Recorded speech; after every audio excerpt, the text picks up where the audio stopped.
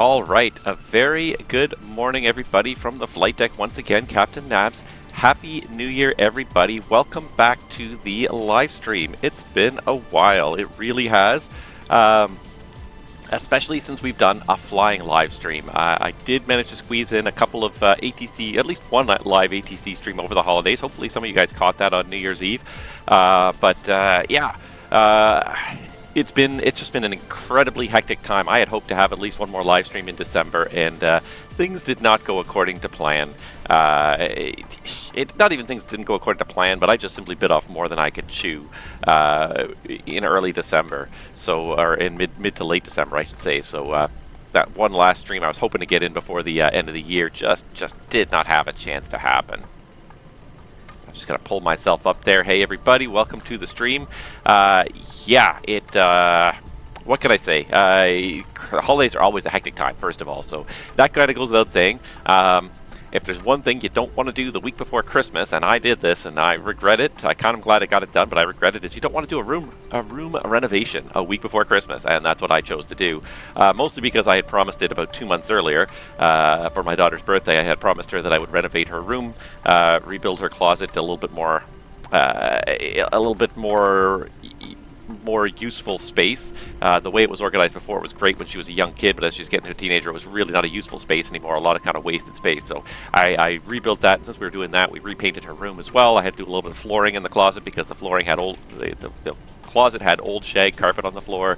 And it was just one of those projects that quickly snowballed out of control, and what I thought was going to be like 3 days worth of work turned into about 6 days worth of work just before Christmas. And there's nothing like renovations to make your house incredibly hectic, cluttered. Basically dumped everything out of my daughter's room onto our floors, and the week before Christmas is not the time where you want extra clutter in your house, but that's what I did. And yeah, that kept me working late into the night, many nights that week before Christmas, and as a result, I just did not have the time to get in that live stream. It was totally worth it in the end, but boy, I kind of regret biting that off the week before Christmas, especially. There's enough hecticness and chaos just as Christmas is coming around. You don't need to be doing that kind of stuff as well, but I did it. It was not smart, perhaps, but I did it. I got it done. It is done. It looks really good now. Point is that I couldn't, of course, just didn't have the time, the energy for streaming before the holidays as a result. So here we are, finally ready to kind of get a do-over. Today's a mulligan.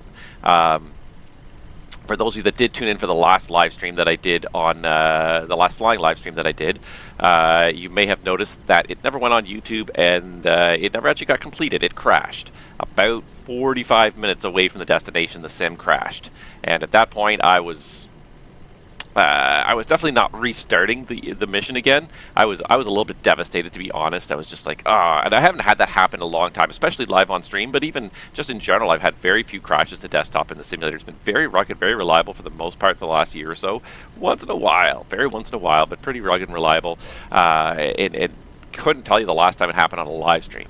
So it was just so disheartening and kind of a real kind of kick in the teeth. So I wasn't feeling it for a long time after that, just live streaming. I mean, there's nothing really you can do. Like, I could probably try and get some money to invest in a better computer, but these things happen when you're simming. These things happen from time to time. You can't take it personally. It is a little bit embarrassing when it happens on a live stream, and you're just cruising along, and all of a sudden, click, and there's no sound, there's no noise, and all of a sudden there's your desktop, and there's nothing left. And it's a little bit embarrassing, a little bit humbling, and just a little bit frustrating. So I was frustrated with that for a while too.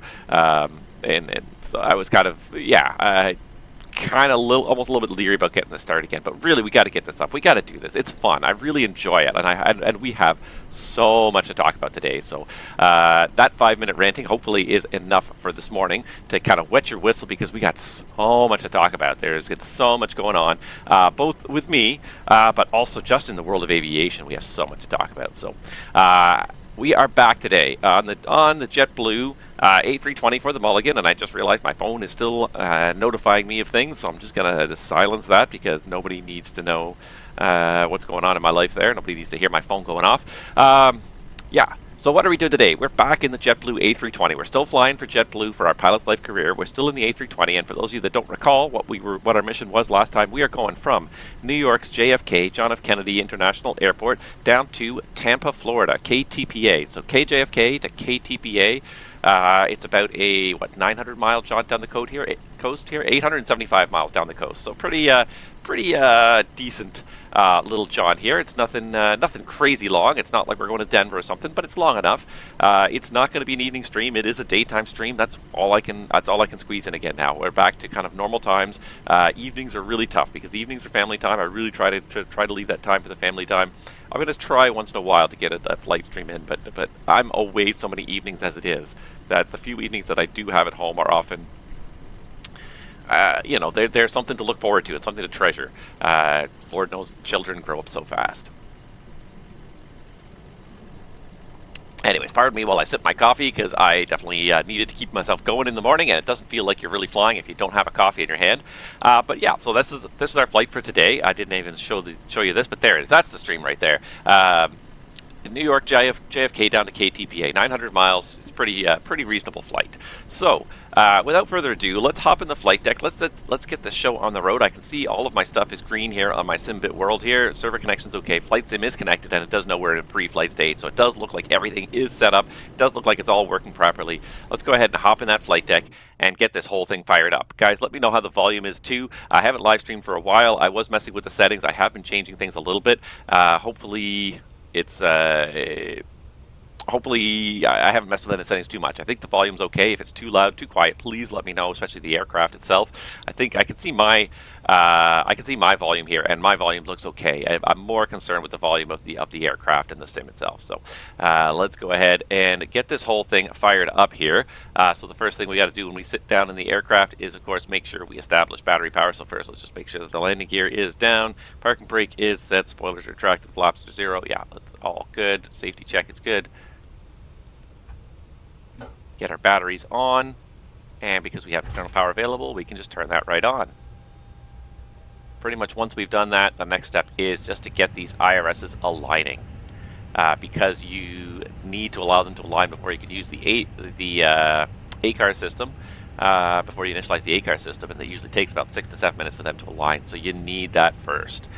Alright, now that we've done that, we can hop into the box here, and once it's actually fired itself up here, it's going to take a second here, but once it's fired itself up, we can initialize those ACARs, or the ADIRs, I should say. Initialize the ADIRs so that we can initialize the ACAR system. There we go. So now the FMGC is up and running. I can hear that. Hopefully that's not too loud. Hopefully that's a reasonable volume. So we go to the init page, and we just got to put a few details into the init page here. So we got to put in, let's see here, KJFK to KTPA, and what this does, of course, is it also auto-populates our location. Then it basically, the ADIRS is going to guess that because we want to go from JFK to Tampa, we must be in JFK. Let's see here, our flight number today, JetBlue 2725, I believe. I'll have to check my flight plan here momentarily. But I believe, yes, we are JetBlue 2725. And the most important step here initially is the IRS init page. So make sure we've got the correct coordinates here. And one thing I haven't done yet, I tried to remember to do it, and I forgot to do it, is I didn't bring up my SimBrief panel. So here we go, fetch the current SimBrief flight plan. And if we go to the raw data page at the start of the nav log, you can get the lat longs of your departure airport. North 4038.4.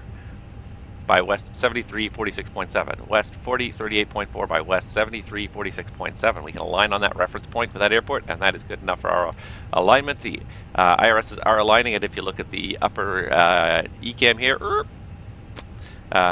you just see here that it is greater than 7 minutes right now, so we do have a while before it's aligned. So in the meantime, we can do a few other things here.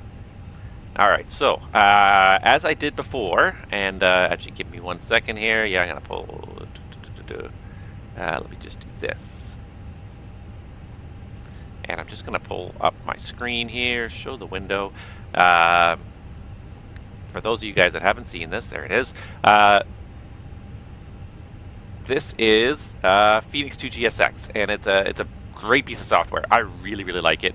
All it does is basically automate your Fenix aircraft and GSX. So as soon as you load the Fenix aircraft and you load a flight plan into it, GSX, this program will trigger everything in GSX automatically. It will automatically call for refueling, call for catering. It will automatically call for boarding. The only thing you basically have to do is tell it when you're ready for pushback, and tell it which way you want to push back like GSX normally would, and on arrival tell it which gate you're going to. That's basically it, but it will do all the rest. It will bring the jet bridge over, it'll put ground power on and off, it will do all these things automatically. It's such a fantastic little piece of software. It just runs, separate piece of software, runs in your system tray, and it's just constantly monitoring the sim for status changes, for various triggers for the next phase of the flight, and basically you can see the log here at the bottom. The first thing that you have to do to actually make it work, though, is you have to actually load a flight plan. So once you've loaded the Fenix and you've loaded a flight plan, this thing goes to work. So as soon as I do this, tap this and say, hey, load up the current flight plan from SimBrief.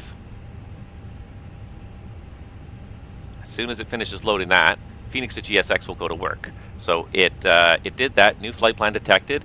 It sets a passenger count, crew boarding, calls for fueling service, calls catering service, all sorts of stuff. So it does all sorts of stuff to get the plane rolling. And that's just the thing to me, is that's what's realistic. In the airline business, you don't sit there as the pilot flying and call for the fuel and call for the catering and say, hey, you may say to the flight cabin crew, we're ready to board. That's about the only thing you might do. But you definitely don't call for fueling and catering. That stuff's done automatically. That stuff is ordered for you by the airline. The airline assumes you need it.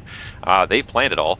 They call for it all. So the fact that we are sitting here in GSX, and I love the granularity of GSX, don't get me wrong. It's great, the detail and the granularity of it all, but the idea that we are calling for all these services individually and wasting time calling for these services, it's not something that would happen realistically in the real world. So that's what I love about Fenix to GSX. Just, again, one step closer to kind of being a much more realistic simulation. All right, while we're doing that, we can go ahead and get the oxygen on, make sure that the nav lights are on number 1, parking brakes on, check the engine oil level, 9.5 plus a half quart for every hour of flying we're going to do. We got tons of oil. Hydraulics, everything's in the green, and crew oxygen is lots of crew oxygen as well. So we're good in that department. We can go do the walk around now, check out the exterior of the airplane. In reality, we don't need to do that. It's going to kind of all happen on its own. My GSX is looking a little choppy there. There now, kind of, after a couple seconds, it kind of figured itself out. It's going to clip right through a whole bunch of stuff here because this is all ground clutter from the airport itself. It's not part of GSX, so GSX doesn't know this stuff exists. This ground clutter exists. But we got a fuel guy, we got catering coming, we got all this stuff happening automatically. All right. While that's happening, we're still waiting for the IRSs to align for 4 more minutes. The other thing we can do, of course, is grab some takeoff data, generate some takeoff data, grab some weather information actually first. So I'm just going to go over to my vPilot here, grab some weather information. Let's see here, winds 250 at 13. Actually, what am I doing that for? I can do better than that. I can grab an actual ATIS from JFK using the ATIS app that I have on my phone. So let's go ahead and go New York's JFK. And basically got the ATIS for every U.S. airport here. Information Zulu in JFK. This is, let's see here, yeah. 1451 Zulu, it's pretty current. 10 miles, fuel 4,700, fuel 11,000. 2987, I'll set that in a second. I'll approach and use ILS 22 left, ILS 22 right, departing 22 right. Birds activity vicinity, numerous cranes. So departing 22 right. Okay, perfect. So I always find that this app looks a little bit dark. It's very hard to read some of the stuff in this app here, but departing runway 22 right would be the plan. Looks like a dry day out there. Looks like a nice day. No more weather. Optimal config, we don't force toga. Anti-ice off is good. Packs on. Normally I like to do departure with the packs on. I can sync this to my preliminary load sheet if I have one. Yep, so then it automatically comes up with 70 tons at 30.1. Sync my live weather as well. So there's my altimeter, 10, 12, plus 6. I noticed that it was still in hectopascals on there, so I wonder if that's what it was. And I think, yeah, we don't get any, no, we don't get any. That's one thing I wish we could do is have intersection data here. That would be so useful, but it's calculated some takeoff data for us. It flaps 2 takeoff today. Speeds 155, 155, 159. Okay, that's pretty reasonable. 70 tons is kind of a little bit heavy for a 320, but not unreasonable. Definitely above max landing weight, but not, again, not unreasonable. It did say 2987 on the meter. Once again, this system has become very slow. As soon as I get all this stuff loaded in here, and I got too much stuff up and running here, it is becoming a little bit sluggish here.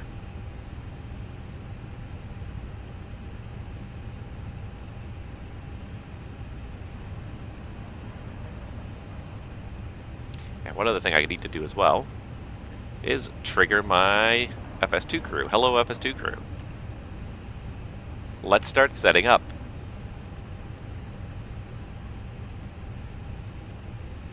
let's start setting up.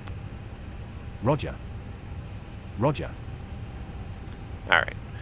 He also is a little bit laggy, and I think it might be a case of I'm just starting to run too much stuff simultaneously here. He started to get kind of laggy on me here. Okay. Anywho, let's carry on getting ready here. So we got about 1 minute till the IRS is aligned, and then we can start all of our stuff here. We can initialize the ACARs. I see number 1's aligned there. See the moving map just popped in there.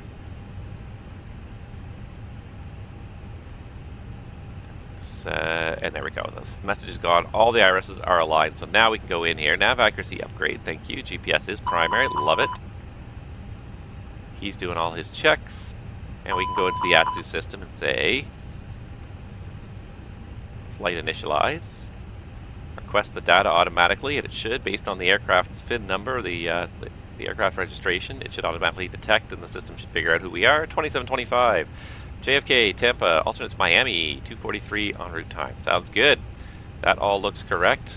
Last thing to initialize is the secondary flight plan. So we request the secondary flight plan through the ACARs, and that should get us all of our route without having to put the whole thing in.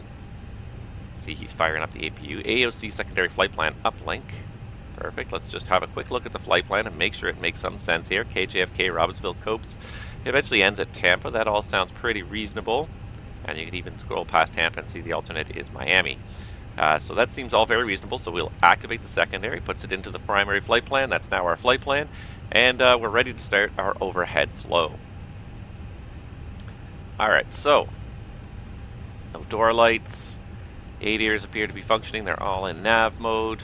No lights, no lights, no lights. Check the voice recorder. Hold the button. Should get a chime. It may be a short chime, it may be a long chime, depending upon the particular CVR installed in this aircraft, but you will get a chime after a couple seconds. Wheel switching is normal. I believe he did it, but I'm just going to double check everything here. Now, he fired up the APU, so I can't hold this button for more than about 3 seconds. So let's just make sure APU fire is on there. Good. Don't hold it for too long, or it will shut off the APU. There we go. Alright, so that's all tested out. Hydraulics look good. Unless fueling is done, we should leave that. Nope, still in progress, so we'll leave the fuel pumps for now. First flight of the day, we test the batteries. So bring up the SD page for electrics. And I notice it is quite a bit laggy. I think it's going to get better when we get away from JFK as well. It's just such a highly detailed service. So it should say off. It does say 0. And then we should see less than 60 amps within 10 seconds of reconnecting the batteries. So this one's 59, this one's 31. It's less than 60 amps, which means it's charging, but it's not charging excessively. The batteries are charged enough for flight. He's going to go to the walk around. I'm going to go ahead, because the APU is up and running, and just take the external power off right now. These should be more about here, depending on how you like it. If you like it cooler or warm, but especially the cabin always runs hot in most airplanes. You almost always want it running a little cooler than planned. We'll do pack 2 off for now.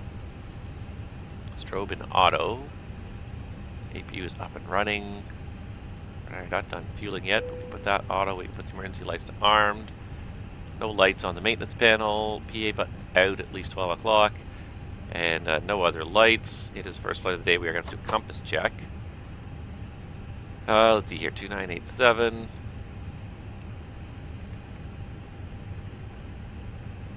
And I'll set some stuff for you, since you're not going to set your own stuff anyways. You should be on 87. Apparently I can't change it for some reason. That's weird.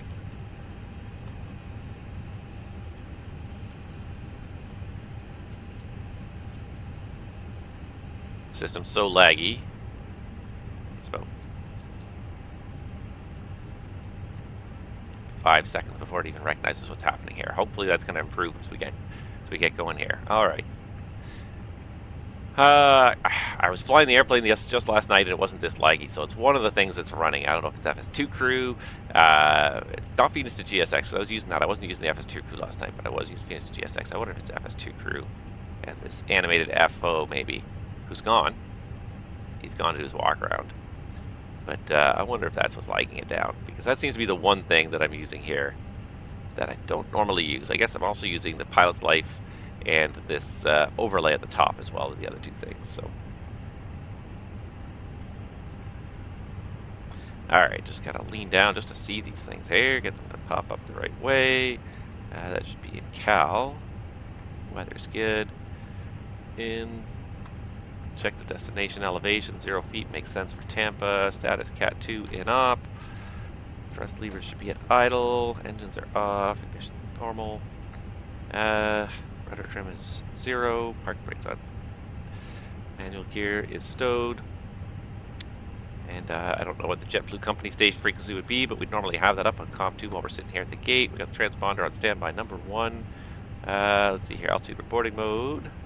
Leave it on above. We should be in TARA to start. 2000 is a good code.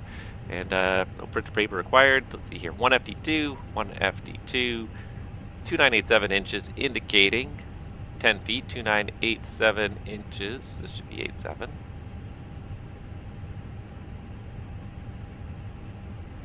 Give it a second.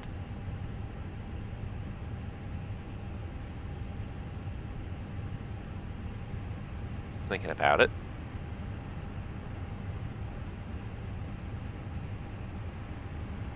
Wow. Really just want to think about it. All right, we got about, yeah, there's 2986 anyways, 0 feet. I'll try to get the 87 on there. No smoking's fine. Parking brake, run, message AP bleed, that's all fine. Oh, what am I doing here? Sorry. I'm thinking I'm in the flow, but I'm actually in the inspect cross-check. 2987, and let's see here. Heading 251, 251. We don't have the RMI in this one. Yeah, it's about 250. 251, 251. All right. And with that, we can hop in the box and start setting this thing up for takeoff. All right. So let's pull up the sim brief flight plan over here on the other side, because that's kind of the most information that I need to do this here. And let's see here. I'm just going to close this down for now. I just had the Navigraph charts open, but I wonder if that was also impacting, because I wasn't using them yesterday either. All right, out at JFK. Actually, what are we doing here? Let's start at the beginning here. So aircraft status, we got a 320-200 CFM 56.5 Bravo, the big engines, 28th of December to the 24th of January. It is the 11th of January, so that's good. Pardon me, we had a performance factor on this one of +2, so let's go ahead and arm the change. Performance factor of +2. Check takeoff data, thank you. And clear out the arm code. Okay, so we got a performance factor of +2. I didn't see any nav aids to detune right offhand. Initialization. So we got, again, it clears up the flight number for some reason in this version when you get the secondary, which is not what I'm used to, but anywho. JetBlue 2725, KJFK to KTPA with an alternate of KMIA. Cost index of 60. Cruising flight level today of 320 with no steps reported.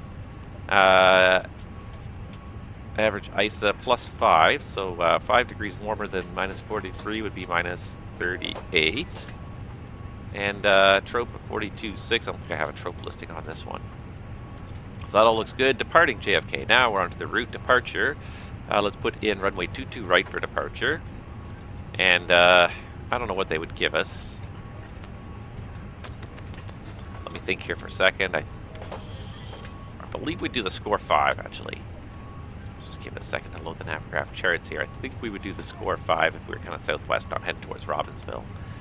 But let's have a look at KJFK charts. I'm back. No issues on the walk around. Thank you. Score 5 departure. And this one, it doesn't have a Robbinsville transition, but it does kind of take you in that general direction. Kind of keeps you going. Oh, no, score 5 is only for 3 ones. 3 1 left and right. Yep, nope, so that's score 5. Okay. So we'll just do the Kennedy 5 departure. All right, so Kennedy 5 departure, and then for arrival in Tampa, our flight plan suggests 1 left. That sounds very reasonable from Tampa. I've done a couple of approaches to Tampa lately. ILS to 1 left sounds good. We'll do it with no Vias initially here. And then...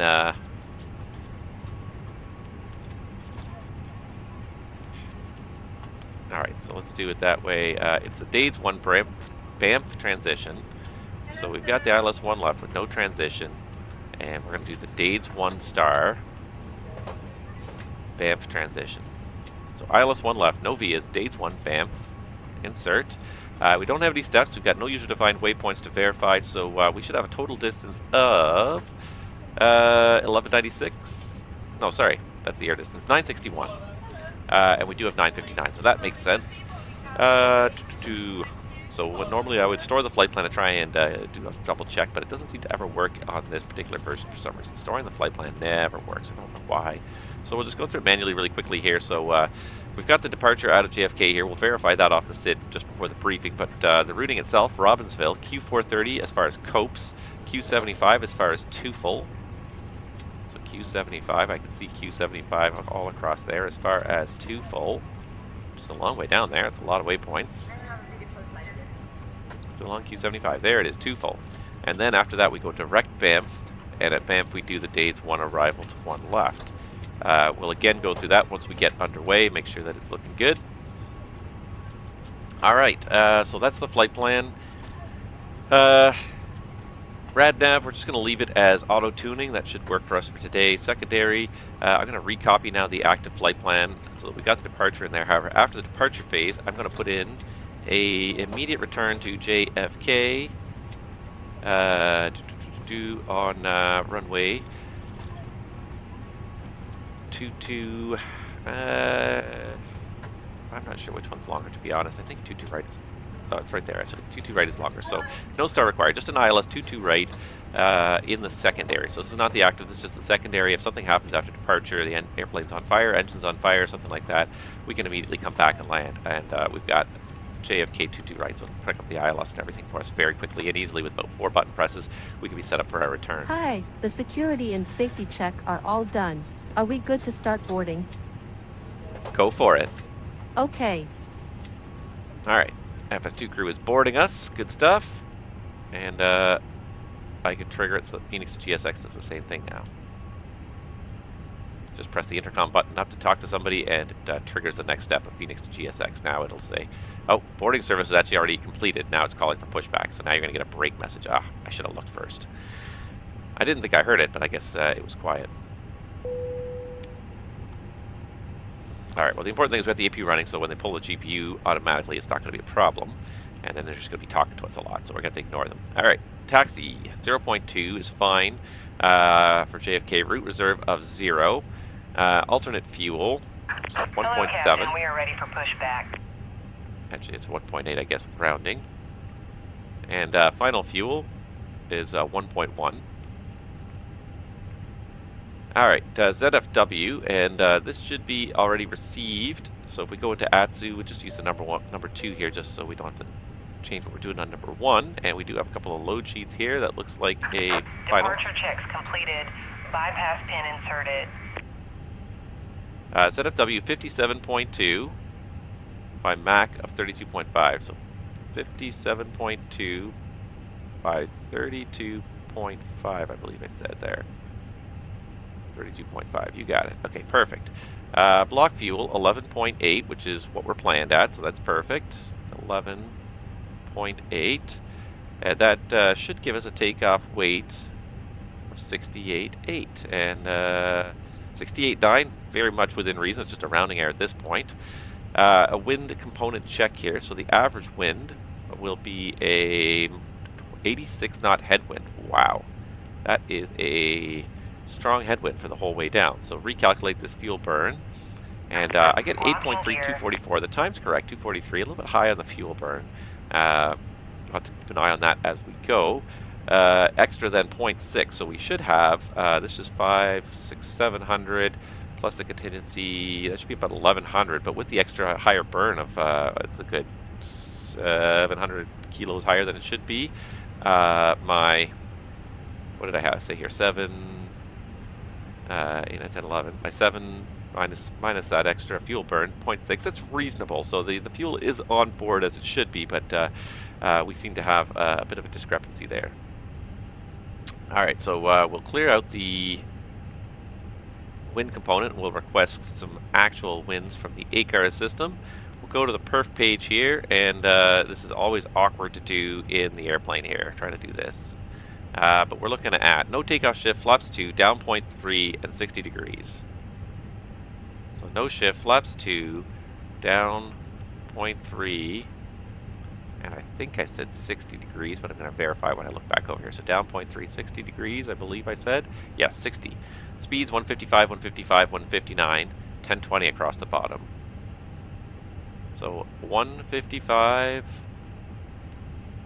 155, 159, and 1020 across the bottom for thrust reduction, acceleration, and engine out acceleration. So 1020, 1020, 1020, and we're almost ready here. All right. The clean speed, 223 at our present weight, so 223 knots. I'll pre-select that for the climb as well. Wind data uplink. So let's just go back to the init A page here. Just check that the winds are all blue, which means they've been properly inserted. If they come in flight, they come in green. That means they're not inserted. You got to manually hit the insert button. All right, continuing along. Prog page. Off those 340, we're planning at 320. That's fine. We got to max up at 369. I'm just going to put a reference point here. So JFK 22 right. And oh, and that actually was a great trigger. So there's somebody talking in my ear, but it just made me realize that I am outputting my VATSIM to my headset directly and not to the stream. So let me change that so that it's going out to that one. It's going to the stream. There we go. All right, we got JFK, we have GPS primary, and last but not least, recheck the drifts. Nav, all IRSs are in nav mode with 0.4 on the drift is very reasonable. All right, I didn't mean to zoom that in so much, but anywho. Okay. We have no ATC online to give us a clearance, so we're just going to assume we're cleared by the flight plan route. The SID, we selected the Kennedy 5 departure, and we'll leave the transponder code at 2000 for now. All right, give me 1 second there, just to sip some more coffee, keep you going here. All right, and so next on the list is just verifying that we've got the fuel is now on board, so refueling is done. We've got the 11.8 that we need. It's balanced between both sides with nothing in the center tank, so we can go ahead and turn the fuel pumps on. And we're not turning on the center tank pumps at all. And with the fuel pumps on, we can put the seatbelt sign on. Loading, we've already checked the final load figures here from the ATSU system, and logbook is on board, and we'll say checks are done. We got to do our first flight checks on this leg. All right. Let's see here. I believe we got everything done here. We can do a quick briefing, so let's go ahead and get plan mode up here just so we can see what it looks like. And basically it looks like it is just a straight up departure, so let's get some Navigraph charts here. Let's just review and make sure we're happy with what's in the FMS first, and then once we're happy with it, we'll do a quick briefing here. Alright, so Kennedy 5 departure, I'm going to pin that. And let's see here, for 22 right and left, climb heading 224. Gateway climb, DME required to be assigned during period 2200 to 0700. It's not that time. We're climbing a right turn to intercept JFK. So we're not doing the gateway climb. We're just doing climb on heading 224. So straight out departure 224, that's fine. Yeah, we don't need to do this gateway climb. And the top altitude on this is 5,000. And I can do this.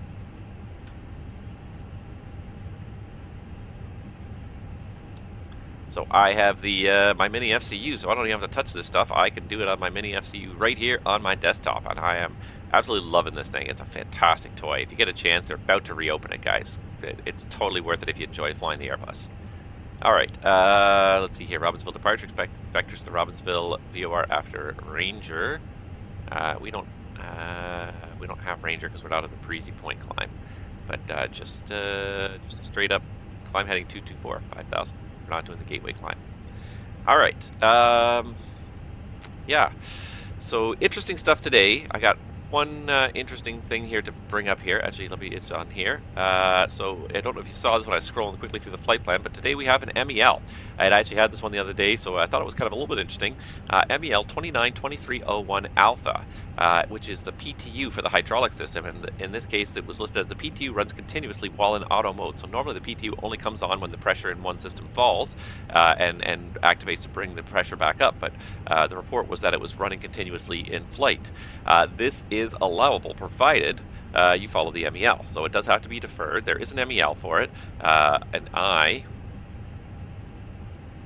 Let's see here. First of all, let me just do, yeah, okay, that's good. So let me just close down that and let me bring the MEL over. So here's the MEL, not for my airline, but for some other airline that I found on the internet. And we zip ahead to chapter 29, which is hydraulic power, and 29, what did I say, 07 Alpha, so it's a little bit far down here. I was looking at it yesterday. No, 09? No, what was it? 2923, so it's quite far down here, 2923, so it's quite a few indications you can have malfunctioning. 2301 Alpha, here we are. PTU power transfer unit 292301 Alpha, repair interval C, which means 10 days, number installed 1, number required 1, no black card. The operational node PTU may continuously run when set to auto, provided that the operation of PTU in both directions is changed before the first flight of each day. And then there's an ops procedure associated with it, so I got to scroll down through this to get to my ops procedure, 292301 Alpha, to test the PTU. And it was kind of an interesting one. We had to do it the other day, so I thought I'd just kind of bring it up and demonstrate it. So here it is. So 292301 Alpha, this is the operating procedure we have to do. So after engine start, so we have to have both engines running for this to check for PTU operation. Green engine pump 1 off. On the hydraulic page, check that the system pressure stays correct at 3000 when the PTU kicks in to take over for the green engine pump. We put the green engine pump back on. We turn off the yellow engine pump and the yellow electric pump, and again check to make sure the PTU is kicked in and has kept the hydraulic system at the correct pressure. Put it back on. With the special notes here, PTU pressurized system to nominal value of 3000 plus or minus 200 psi, but if no consumers are operated, the pressure is not constant. The PTU operates in a cycle, which keeps the pressure in the hydraulic system between 2100 and 3200. So if there's nothing being used, it'll let the pressure drop to 2100 before it'll kick in again, bump it up to 3200, and then it'll fall off again and bump it up again. For passenger comfort, the PTU may be set to off during the taxi after landing, provided that both engines' hydraulic pumps are operative and running. The PTU must be set back to auto before leaving the aircraft. So that's the test and the operation procedures associated with that MEL. So we're going to have to do that after we push back before we start taxi. Here is the load sheet for you. Thank you. No problem. Have a safe flight. Oh, thanks. You're very computerized. All right, so that is our MEL for today. As far as NOTAMs go, let's just have a quick look. I very quickly breezed through. I didn't see anything terribly crazy I thought out of JFK, but let's have a quick, more thorough look right now. NOTAMs for JFK. Let's see here. Some taxiways are closed. Bravo between Delta and Whiskey. If we had a ground controller, they should also be navigating us around those things. Yeah, I'm more concerned with SID. So Kennedy 5, 31 left departure. Nope, that's not us. 31 left. Nope. Kennedy 5, code departure. Not applicable. That's fine. We're not on code anyways. Approach procedures. Also not really worried about. So it's mostly the airport stuff. There is some taxiways. I don't see anything about runway 22 right being closed, but there are some closed terminal ramps. Non-standard markings. There's a few things here and there, so we can go and figure it all out. Really, at the end of the day, if you had a ground controller online, the ground controller should be giving you the information about that. So I think we're good. So the departure today is the Kennedy 5 departure, plate 10-3 Bravo for New York's John F. Kennedy International. The routing is basically just runway heading, 220, and actually I can pre-select that if I want. Let's do that. Too far. Pre-selected with my MiniFCU. The top altitude 5,000, so the 5,000 feet is set, and we should always verify it on the PFD to make sure it's been absorbed by the computer correctly, for lack of a better word at this moment. Yeah, routing constraints are all as published, and again, top altitude 5,000. Noise abatement in JFK. I don't believe we have anything published here, do we? No noise abatement information published. And yeah, in case of an engine failure, we're basically going straight out over the Atlantic anyways. So 220 heading should work fine for us to get up to an altitude of 3,000 feet to clear most of the obstacles in the general area. The performance we got in the box this morning for departure off of runway 22 right. It's a left seat departure on a dry runway. No takeoff shift. Flaps 2. Trim of 0.3 down. It's a flex temp of 60 degrees. V1 155, VR 155, V2 159. Standard transition of 18,000. 1020 across the bottom. The green dot speed 223 is carried forward for the climb. It'll be a standard left seat departure. It'll be managed departure. Initially we'll be in heading mode, so we've got the 220 heading pre-selected, and we've got climb blue. We'll get the autopilot on probably pretty quickly after departure because it is a busy departure, lots of stuff going on, and I want to be able to talk to you guys while we're streaming. And last but not least, we are a little bit over the max landing weight. Should be, I believe, 64.5 for the A320. Depends on the version of the A320. It varies slightly, but generally it's about 64.5. So 68.8, we are a little overweight. So if we have to do an immediate return, we do have 22 right programmed in the secondary. We would have to do an overweight checklist if we're at all concerned about the if we have the time. If it's a dire emergency, we don't have the time. We don't have to worry about it. But we would try to get the overweight checklist out of the way. That's about all I've got for this departure today. If you guys have any questions, ask. Otherwise, are you ready for the departure briefing?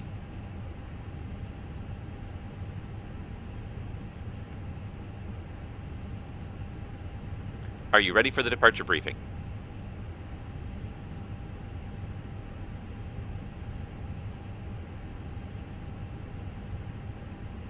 I don't know what it is, but FS2 crew. Go ahead. Any questions? No questions. Alright, FS2 crew has started to get a lot slower and laggy at times, so not sure what it is that's causing that. But anywho, let's just do this. Actually, before I close that, let me just make sure I have the taxi chart up here so it's ready to reference. Not that we have a ground controller online. 22 right's a very short taxi, actually. That's a bit of a risk today. Basically, we come out of the gate area and we go Delta 8 right across. It becomes Fox Bravo for Echo for 22 right, so it's actually a really short taxi out. So we'll have that ready to go just in case we need it. I can probably close down Sim Brief panel, and I think I've got everything. If I missed anything, we've got the final numbers in there. Really short taxi, so no single engine taxi. We won't review the emergencies at this point in time. We'll do it another day, and I think that's it. Yeah, all right. So what we can do here is we can reopen GSX. So the only reason it wasn't yelling at me actually is the one smart thing I didn't do is I didn't tell it to start the pushback. I didn't tell it which direction we're going to push back in. Locking gear. Because as soon as you do this, I gave her that instruction. Release parking Now brake, she's going to yell at me to release the parking brake constantly. She, he, they. So, all right. Release parking brakes, please. Before start checklist. Parking brake. Release parking brakes, please. Set. Takeoff speeds and thrust.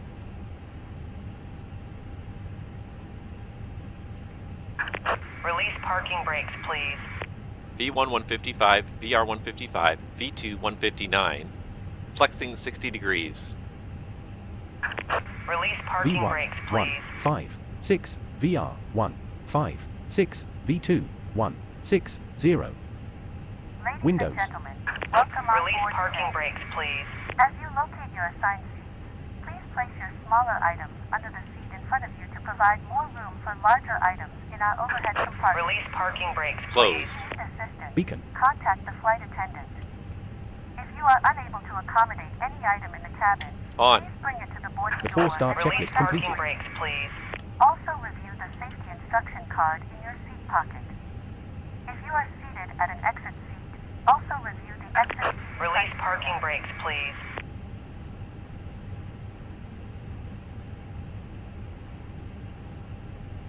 All right, so I realized I had not done some of that. Release parking brakes, please.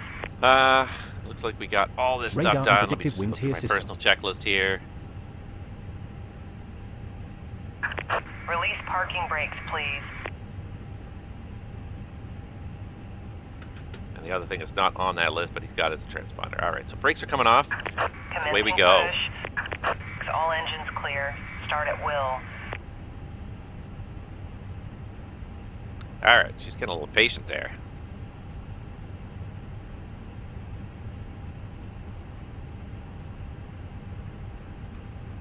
Starting engine 2.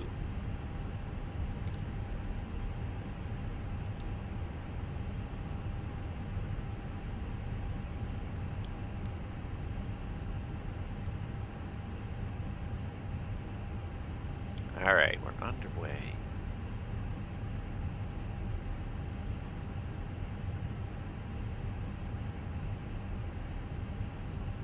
Just gotta watch that start. 22%. We've got the airplane started here. So we got the light up. We got some oil pressure going.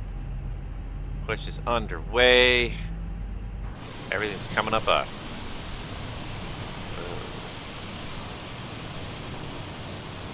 That is quite weird to see it lifted that high. I don't know if I like this style of tug, really. You would really, really use this style of tug on these airplanes, I think. But, anywho. Please set parking brake. Cockpit to ground. We have a good Set. engine start. It's You can removed. disconnect. Unlocking gear. Alright, that's good. Starting engine 1.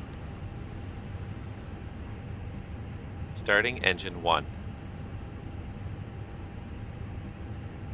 For some reason it says that FS2 crew is stuck on the after landing checklist now, and I don't know why. Oh, FS2 crew used to be really good. I don't know what's going on. It's I don't know if it's the sim. I feel like they're still putting the effort in, but I feel like the sim has made it tougher to really kind of work within this environment. All right, but it starts looking good there. All right, I heard the power transfer.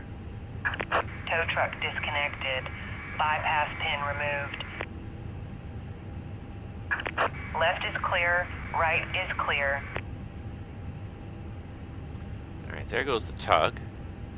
We had looks like we had 2 good starts. All right, and actually the one thing I should probably whip out here is my A320 flows, because Lord knows that the ones that FS2 could use are the standard Airbus ones, but my company's very different from the standard Airbus, so they I have to really kind of reference the FS2 crew documentation. Okay, I see the pin there. Thank you very much for the pin. Love it.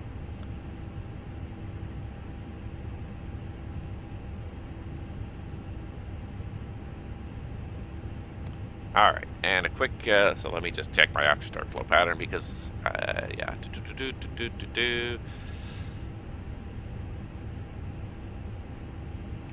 All right, so basically all I have to do is this.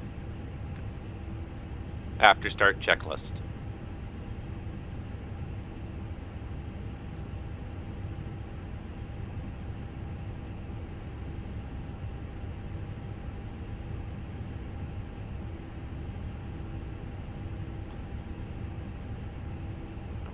How do I get this guy?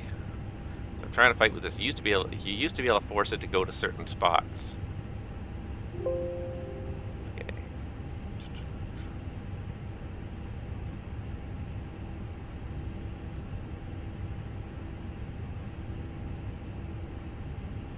To be able to force the checklist to go to certain spots, but I don't know how to do that anymore.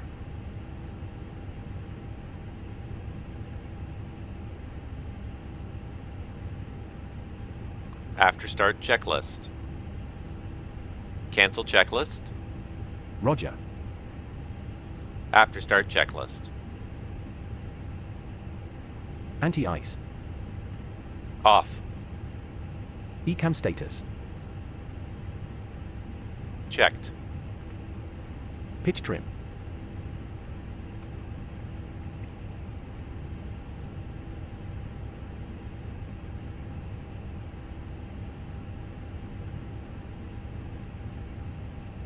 Set and checked.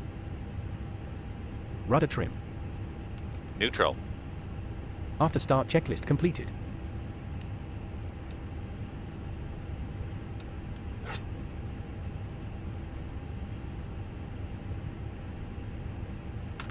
Alright. Clear left side. Clear right side.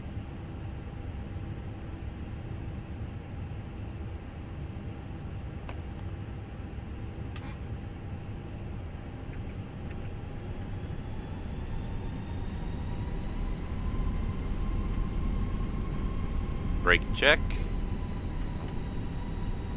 Brake check. Pressure 0. Alright, here we go. So the other thing, Santa was good to me this year. And I didn't even mention it yet, but Santa was really good to me this year.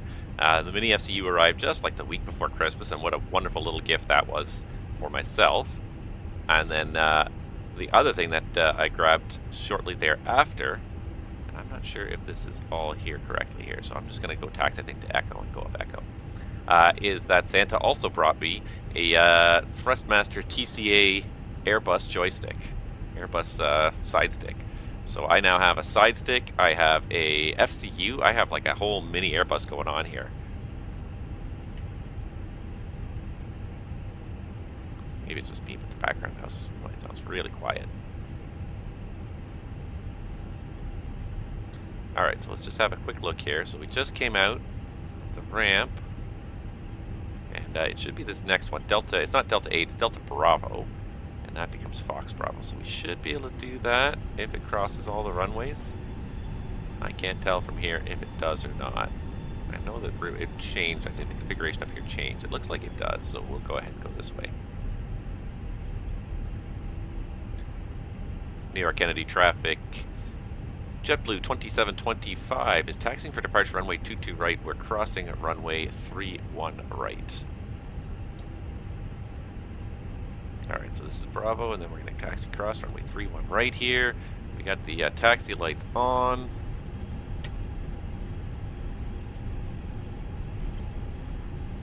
I don't hear too much other traffic right now. There was a little bit of traffic there before.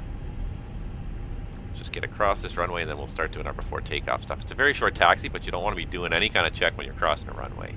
You want to be focused on this runway crossing. One of the nice things that with the Thrustmaster side stick is you can it has the ability to twist. So not only can you move it forward, backwards, left, and right, but you can also twist it. So I've set the twisting motion to be a tiller. So I now have a tiller in the Airbus. So without even moving the rudder paddles, you can see the tillers moving back and forth there. What a wonderful thing to have too. It really kind of adds another element of realism. Most of the time when you're taxiing, most people use the tiller most of the time. So to have your hand be able to do this, to steer the airplane with your hand as you're taxiing around, just again, it's just kicking the immersion up a notch. This and the MiniFCU are really kicking the immersion up a notch. And I'm really, really enjoying kind of both of them right now. All right. Flight control check. Ready. Full up. Full down. Neutral. Full left. Full right. Neutral. Alright, and then there's no way to do the disconnect, but what I can do is if I am turning the tiller, then the rudder will not override. So we're just gonna... Rudder. Full left. Full right. Neutral. So it is very possible to do this check. Before takeoff checklist. Parking brake. Cancel checklist. Roger. Taxi checklist. Flight controls. Checked. Checked. Flap setting. Config 2. Config 2. Radar and predictive winds here system.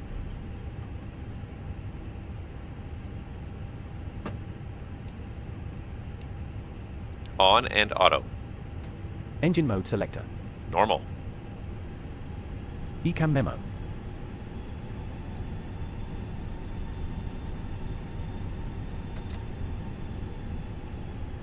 Takeoff no blue. Taxi checklist completed. Once again, ladies and gentlemen, welcome on board All right. our flight today. It's such a nice thing to be able to use your feet though, because that flight control check finally actually works. This side stick has really added just a whole nother level of immersion for me, which has just been absolutely grand, fantastic. I'm really loving it. The MiniFCU as well. It's got a minor issue with it. The only issue with the MiniFCU is just the fact that it moves too easily. It has suction cups at the bottom. They send it with suction cups. They also say you can Velcro it. There's even a couple. You could even probably put some screws in the slide mounts for the suction cup. And I think that's what I'm going to end up doing is replacing the suction cups with a couple of screws so I can slide onto my desk. The nice thing is I don't want it permanent. I would like to be able to move it because it's nice to have that space on the desk back. Move it out of the way from time to time, but if I can put like 1 or 2 screws on top of the desk and be able to just sort of slide it in onto the screws, just so it doesn't move back and forth, because when you're pushing and pulling, I have to hold onto the unit while I'm pushing and pulling, which is obviously not what happens in a real airplane. It's pretty solidly anchored in there, so it's one little minor issue with it, but it's such a realistic, useful thing. Obviously, I have the Fenix issues as well, but we'll talk about that. The cabin is pressurized. If there is a loss of cabin pressure, a panel will open and New York Kennedy traffic, JetBlue 2725, take position runway 22 right for departure. And pull a mask towards you to start the flow. Alright, the one thing I'm going to do is just check and make sure it does recognize we're taxiing, so the flight tracking is working. I think everything's good. Cover your nose and mouth. Runway entry procedure. Place the elastic band Takeoff runway confirmed. Approach path clear of traffic.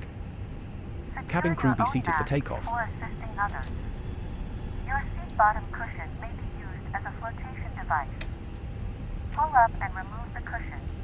Lineup Upon checklist. exiting the aircraft, place your arms around the cushion and hold on to the strap Takeoff runway. located on the back. 22 This right, is a confirmed. non-smoking flight. Runway 22 Smoking is right, not permitted confirmed. in the cabin or TCAS. laboratories. Cabin lights will now be turned off. TARA. Reading light buttons are located Packs 1 and above 2. your seat. Thank you for your attention. On. Lineup checklist completed.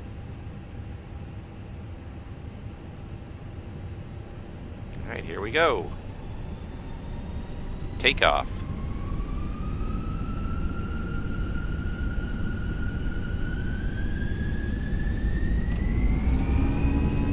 Manflex 60, SRS runway, auto thrust blue.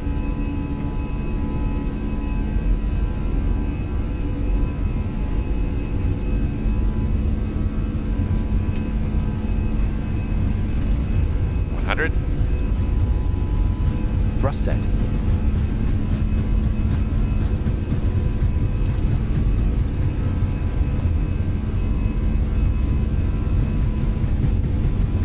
V1, rotate.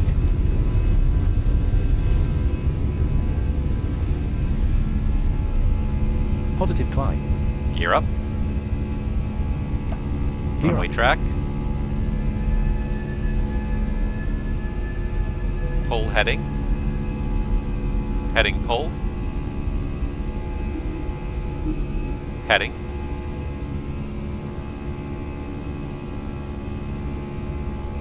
Open climb, all blue.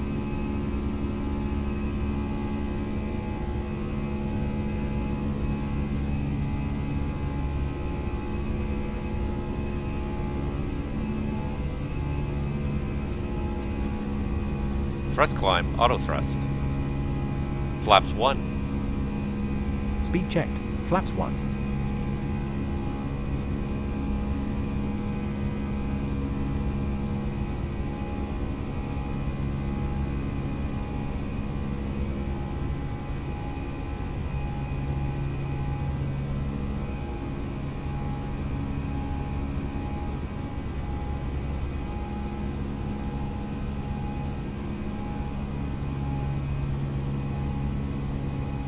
Flap 0. Speed checked. Flaps 0. Autopilot 1.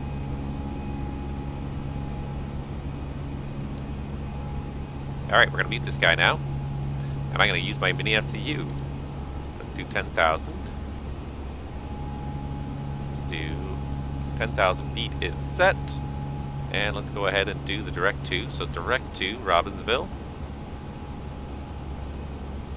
And there's nav to Robbinsville. One thing that's a little bit funny sometimes about the Fenix is that it's almost a little bit too fast to respond. One thing you'll notice about an Airbus when you're an Airbus driver is that there's always like a hesitation. Alright, and I can also push speed. And you don't see the actual levers on here move, but you can see all the reactions correctly. We got a magenta speed bug now at 250 knots, which makes sense. So we push speed, but just it's so nice to be able to reach over and just press these buttons and not sitting here struggling trying to, okay, don't find the twisty part, I want to find the pull part, I want to find the push part. So nice to just reach over and instinctively do it. The MiniFCU is just a huge step up for me. I am absolutely just loving this thing. Alright, so this guy, let's just check and make sure he's done his after takeoff flow correctly. Looks like he's got lights are all off, looks like that's all good, perfect. He's got all this stuff done, I love it. There's 6,000 feet. I'm going to go ahead and set flight level. Let's do flight level 230 initially. Kind of a low-level sector climb. So flight level 230 is set. And how are we doing temperature-wise here? We got a tad of +5. So as we get close to those clouds, we're going to have to get that anti-ice on here. But we are on our way. And it's so slick. So slick having not just the MiniFCU. The MiniFCU was the gift to myself. I saw that Kickstarter. I'm like, that's the best price you're ever going to see for an FCU unit. I think I picked it up for the $129 US. I was like, that's the best price I'm ever going to see for something like that. Even though the shipping was almost another $100 on top of that, it's still for what it is. It's not a big box, but just for the specialized functionality of it. It's such a specialized unit, but it's so multifunctional. That alone added up some immersion for me. So I got that the week before Christmas. I think it arrived about the 18th of December or something like that. And I had that thing hooked up and I was just playing with it right away. It feels so real. The clicks are right, the knobs are all the right shape, the right color. There's 10,000 flight level 230. Clear rad nav.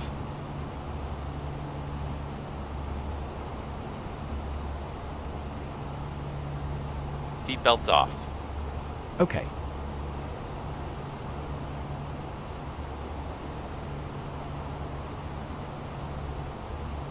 The engine anti-ice on. I'm just going to kind of hit this here a little bit. I might actually, you know what I'll do? I'm going to pull speed and let it climb at about 275 here, just to see if we can get like maybe a little bit over some of these convective clouds here.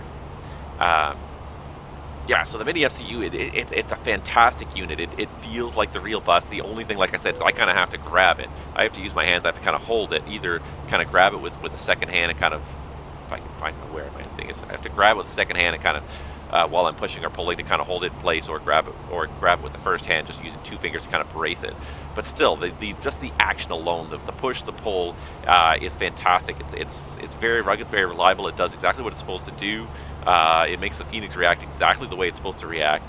The autopilot button, everything. The only thing is, like I said, it's just that it's you know, my desk has got like a wood texture on top of it, so I guess it's just that, you know, it's not smooth. It's not like glass smooth. You know, it's got a little bit of texture to it. So I guess that little bit of texture, just the suction cups, just really don't quite stick. So the recommendation that they had was to put some Velcro on there. I was thinking about that. And I may go and see if I can find some, maybe not some Velcro pads, but something similar anyway, something, you know, a removable thing, because I do want this thing to be able to come off the desk, but at the same time I want it to be, once I put it on the desk, I want it to not shift forwards and backwards when I'm trying to push and pull the various controls on it. That's the only disadvantage to it, really. The MiniFCU is just the mounting of it. If you can figure out a way to solve the mounting, it makes everything. I think the rest of it is just fantastic. The other, of course, the other issue with it, and anyone who flies the Fenix, everyone knows this has been kind of a little bit of an ongoing issue that they've talked about, is the fact that on the MiniFCU itself, you don't get any of these readouts. So, and that's not totally correct. You get most of the readouts. The only thing you don't get are the numbers themselves, but you do actually get the speed, the heading lat. If I press the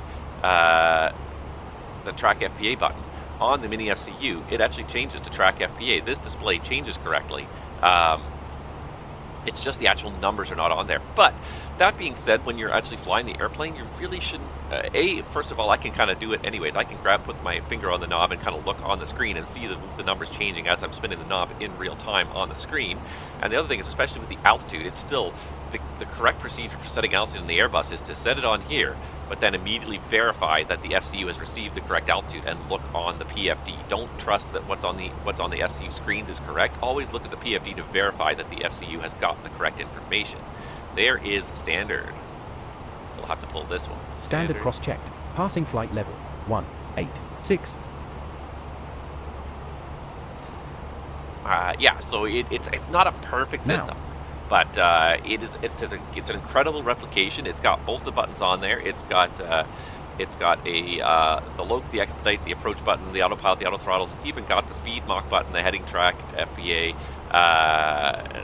and the metric button on there. So it's got all those buttons. It's got the little switch from the 100 to the 1000, so I can dial in the hundreds if I want to, or I can dial in the thousands very easily. Just a little click, and that's all it is. Let's go ahead and set our cruise altitude now with flight level 320. So 320 is set.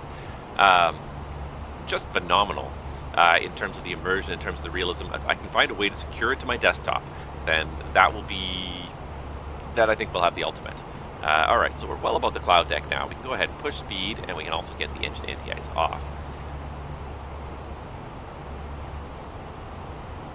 Just doing something really quickly here. So I can share this a little bit here. That's fine. That's being uploaded. All right. And then the other thing that happened on Christmas Day, and it was unexpected, it was a wonderful surprise for my family, is that they actually got me the Thrustmaster TCA. I kind of mentioned in passing, like, oh, it'd be nice to have that. It just, you know, to date, I've been using the Logitech flight yoke, and it's a basic system, but it does the job more or less when you're trying to fly. You can get some inputs into there, but it doesn't feel like an Airbus. The Airbus, it's a side stick, it's a joystick, it's not a yoke, so it's very different feeling than like I can still translate it in my brain as a pilot. I can very much translate in my brain if I want to turn, if I want to pitch up, pitch down. I can translate that information from my brain to the Logitech yoke and still be able to fly an Airbus perfectly fine. But the Thrustmaster just kind of takes it up a whole nother notch because it's got it's a more realistic input. You can turn it, you can move it side to side. You get that input a little bit more accurately. It's got the disconnect button on there in the right spot, right underneath your thumb, which is fantastic. It's got the push to talk trigger underneath as well. It's fantastic. And as I said, the fact that you can turn the tiller, the fact that you can turn the whole joystick, and it's another axis, and you can link that as a tiller, so you can kind of I don't grab it like the joystick when I'm trying to use it as a tiller. I try and grab it like around the base, like kind of more with like a claw hand almost, as if you're grabbing that tiller, just to kind of again make that leap to a little bit more reality. There's a lot of buttons on the Thrustmaster. I haven't assigned most of them because I don't even know what to do with them all, because in reality this thing's only got 2 buttons on it. It's got the autopilot disconnect and the override switch, and it's got the push to talk, and that's it. So it's, you know, on the base of the TCA there's a whole bunch more buttons. I don't even know what to do with them all at this point. I just don't. There's so much going on there. But yeah, it nevertheless, it has kind of really changed stuff for my operation here. Oh shoot, what did we not do before we left? We did not do the MEL procedure. That was not good. Had that open and ready to go, and we did not do it. Alright, so at the end of the day, this is what I ended up with now at home. So this is my setup now at home. It doesn't look like a whole lot, but boy, when you're sitting here in the hot seat, everything's kind of around you where it needs to be. So I've got the 2 screens, so we got the sim in front of us here. We can have whatever we want on the second screen, and the second screen is really quite an old screen at the end of the day. But the other thing I did this just when I got the MiniFCU was I finally switched to an under-desk mounting system. So for the longest time, all my controls were sitting on top of the desk, and it was nice, but what a pain it was sometimes. It's kind of at the right, everything's kind of at the right height, but my keyboard was way over here. So trying to use my keyboard, I found like my hands were always like skewed at weird angles. My mouse was over here, my keyboard was over there. All this stuff was kind of in the way. So I finally switched to an under-desk mounting system, and it's a little bit less awkward to use the keyboard now. Now the keyboard's directly in front of me. It's a little bit easier to use. It's not super easy to use, but it's right in front of me now. It's a little bit, the stuff is a little bit more out of the way. And it also created a little bit more room for me to have my MiniFCU right here on my desktop right next to me. And then if you also look around, you'll see that I have the TCA mounted on I got a little, it's a mouse pad mount. But it's the perfect size to put the TCA on there, so it's a little bit lower, so it's not super high, because otherwise your arm was going to be cranked so high up on the desktop. Because I tend to have to put my seat a little bit lower now just to avoid knocking my knees on my yoke. So this allows me to drop that TCA a little bit lower, and you'll see on the right side now I've got the tablet with the with the remote CDU on it. I'm not actually using it on this flight because it doesn't. It's not very compatible with OBS. OBS doesn't like it if when the screen pops out to use the remote server. OBS just ends up focusing just on that MCDU screen. But when I'm flying not streaming, this is I have that right there, kind of almost in the right spot for an FMS, and that's also hanging out underneath my desk on another mouse pad. So basically I got two mouse pads at the same time. They were actually a real deal. They were like 15 bucks each. They're plastic. They're not hugely rugged, but for what you're doing here, it's not too bad. The nice thing about the TCA is it's got some mount screws in the bottom, so like some standard kind of I don't know what size, but like the same size you use for like a camera tripod. It's the same size screws. It's got two mount points in there.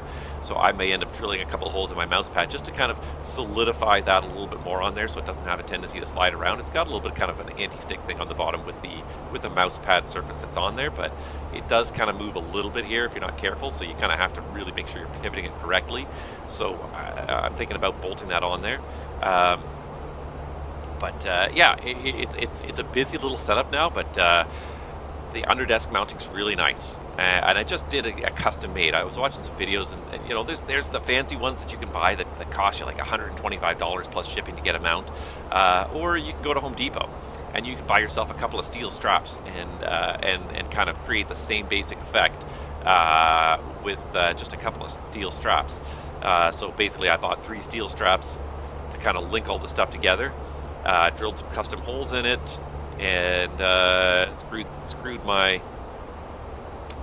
what did I do? I screwed the straps to the top of the yoke and the honeycomb quadrant, and then you can see there's 2 clamps in here, and there's a third kind of clamp. I'd like to get something a little bit better, but it's just as a temporary measure to kind of hold it in there. So those clamps are supporting the straps that are supporting the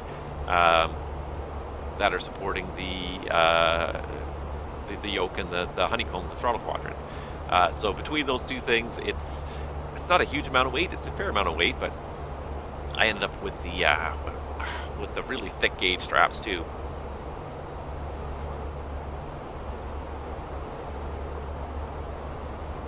Sorry. I ended up with a really thick gauge strap, so I started with some thinner ones, and they were okay, but you could see that the weight of the yoke was starting to kind of flex them a little bit. So I went back and I got some thicker straps, and they're really not expensive. They were like, the shorter ones that I have on either end were like $6 a piece, and the middle one is like $15. So I think I spent about $30 on straps and drilled some holes in it, and I now have an underdesk mount instead of and the clamp as well, which I think was like $5 or something like that. And I now have an underdesk mount, so everything's a little bit more just convenient. My desk's a little bit less cluttered, a little bit less completely crazy. With everything on top of my desk and then putting the MiniFCU on top of it, and plus the fact that the MiniFCU couldn't sit on top of the honeycomb because the honeycomb's not flat on the top. It's flat for about 3 inches, which is not enough for the MiniFCU to really sit there properly. So there's a few things that are a little bit crowded, a little bit awkward, and I do with the Logitech yoke now, because it's a bit lower, I tend to, if I really am kind of turning it full deflection, it tends to hit my knees. So I've had to kind of sit my chair a little bit lower than I have before. Also, I had to move my camera, so I'm sitting a little bit more to the left than I used to now, just to sort of also be closer to my thrust quadrant. So I've kind of moved a whole bunch of stuff around, rejigged my whole desk. But I think as a sim pit, it's really a lot nicer. But just having the TCA quadrant, having the MiniFCU, what a huge improvement that's been to the immersion level of the flying. It's just fantastic now. I feel like we're flying an Airbus most of the time. And I've criticized Fenix in the past for how the aircraft felt like it handled both coming off the runway and in the flare. And with the TCA, it feels so much. Wow. Hello, turbulence. What the F, man? If there was any ATC, I'd be reporting some severe turbulence. That's 31 climbing 32 with a little bit of severe turbulence in there. That was wacky and crazy there for a second. Oh, MSFS. Still not a perfect system. It's not terrible, but it's not perfect. But yeah, just what a step up between having the MiniFCU, and it's not even a big thing, but it's just like trying to use these Airbus controls with a mouse. trying to get the push and the pull right and or the twisting right and not hit the wrong input. You know, especially if you're kind of bumping along, or if you just need to do it quickly. You know, you're on final approach and you want to quickly manage your speed. Just having the MiniFCU and just click push without even having to look over. I can do it almost by feel. I just take a kind of a fraction of a glance, but a fraction of the time it takes to kind of move the mouse in that direction. It just makes the flying so much more comfortable, so much easier. There's Mach Alt Star.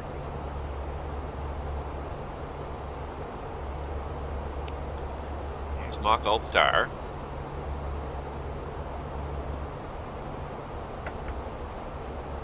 Alright, we really didn't do a very good 10-up check. I was ranting about my sim pit, but I'm so proud of it now, and it's such a step in the right direction, I think.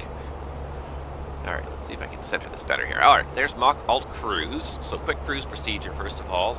We've got a waypoint coming up at Medina in 11 miles, so we'll do a check there. Let's just do an overhead flow, make sure that everything is still, no lights are on, it shouldn't be on. I did do the MEL check before we departed. That was really bad of me. And I was, yeah, I was kind of getting a little frustrated with kind of the performance. It seems to have picked up now, so I don't know if it's Fenix or GSX, I don't know if it's FS2 crew is trying to do a lot, but something is really kind of stalling this whole thing in here. Let's see here. Doing pretty much 245 heading. Yeah, that's pretty accurate. Good stuff. Alright, make sure we're happy with all this. I'm going to put airport, no, I'll put BORDME up there right now. We'll zoom this out another level here. Although, actually, no, let's get that zoomed in just so I can see Medina as we pass it here.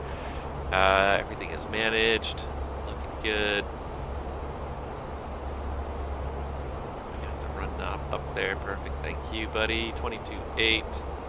We should have guard up on number 2 right now. We should have gotten that through at least 10,000. We didn't. Being a little bit of a lazy pilot today, in all honesty, and I'm just enjoying the fact that it's streaming and I'm not actually working, so I don't actually have to do all these things. I'm trying to kind of keep it realistic, but at the same time, sometimes it's nice to just have a little bit of fun and just do it this way here. Alright, so everything's looking pretty good. 21.5. The cabin is pressurized, obviously. We didn't get a cabin pressure alert at this point in time. Let's just go through all these here. Engines running normally. Lots of oil still left in there. This is one thing that's kind of a little bit unrealistic perhaps about Fenix, is that the oil is at the same level as when you started.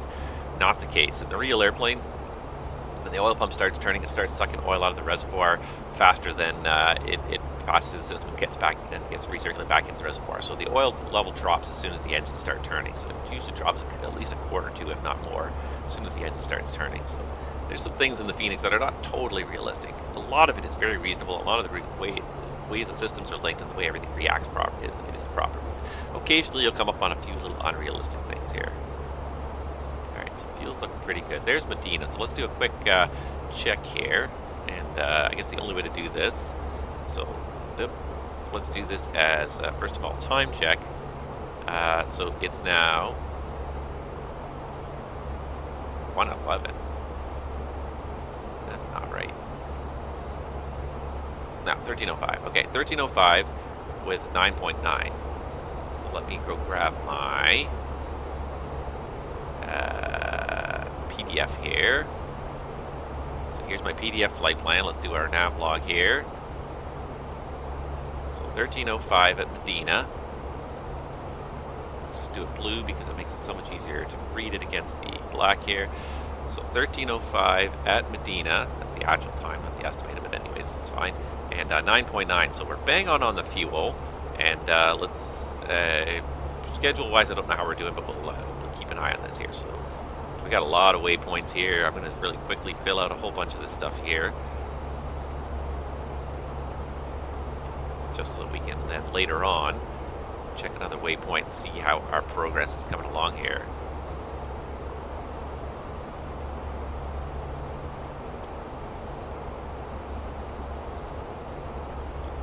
Into Atlanta, 13:56. 14:04, and there's still lots of stuff to talk about here. Let me just do the housekeeping first, and then we will chat, because that's what you do in cruise. You're often, I hate to say bored, but you are. It's once you get in cruise, it's a very understimulating environment. You're talking on the radio a little bit, listening to stuff that's going on, but for the most part, it's a very understimulating environment in an airplane once you're in cruise. So having stuff to talk about is a huge advantage, and if you can talk to the guy you're with, most of the time you can. Occasionally you get that you can't. Once in a while, you run into somebody who's either a very strong introvert that doesn't want to talk very much, or maybe you just are in conflict. Maybe you have different political opinions and you don't get along with the person next to you. But even in that case, like, I plead for a little bit of rationality in this world. That's not right. That's not the right time. It's not 13:07. It's 16:07. Why is the time wrong? Okay. I just realized that the time is wrong.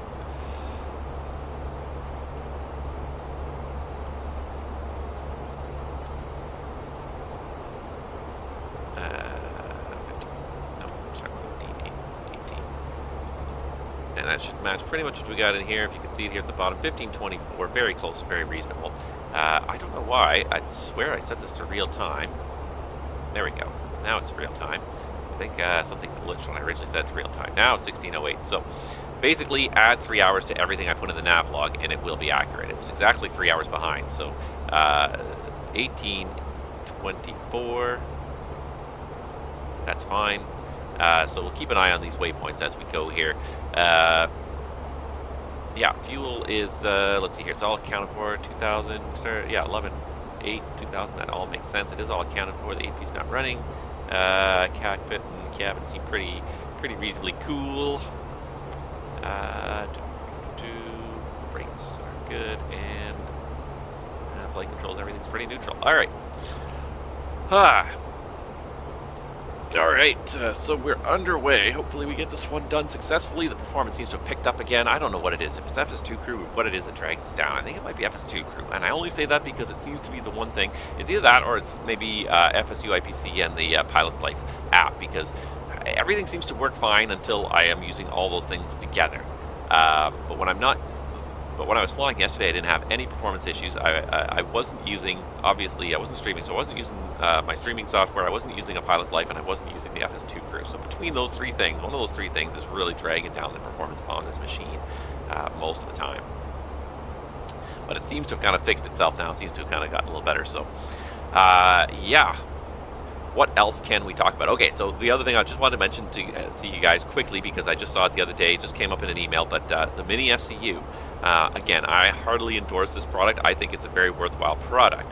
That being said, the price has gone up quite substantially now that they've gone through their first production run. The Kickstarter's done. They were rewarding the Kickstarters. The price has gone up quite a bit. But if you're interested in it, there is going to be another batch of MiniFCUs coming, I believe, January 15th. Pre-order in 3 days. So yeah, I believe on January 15th, they're going to open up another order batch of 2,500 MiniFCU. So if you missed the first, batch there, it will be available again. That being said, the price has gone up quite substantially. I think you can do shop here, yeah. So for me, $367 Canadian.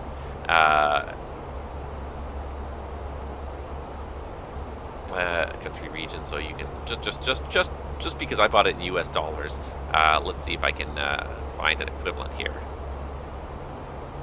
A lot of places use US dollars, I guess. I guess it doesn't matter which one I pick, but one would assume I would pick the United States US dollars anyhow. So $269 US dollars. It's actually not a totally unreasonable price. It does sound like a fair bit, and it is a little bit now pricey. So the original sale price was $129 US dollars, and it cost me about $70 in shipping. So it's basically $200 US dollars to get this thing into my house and into my sim.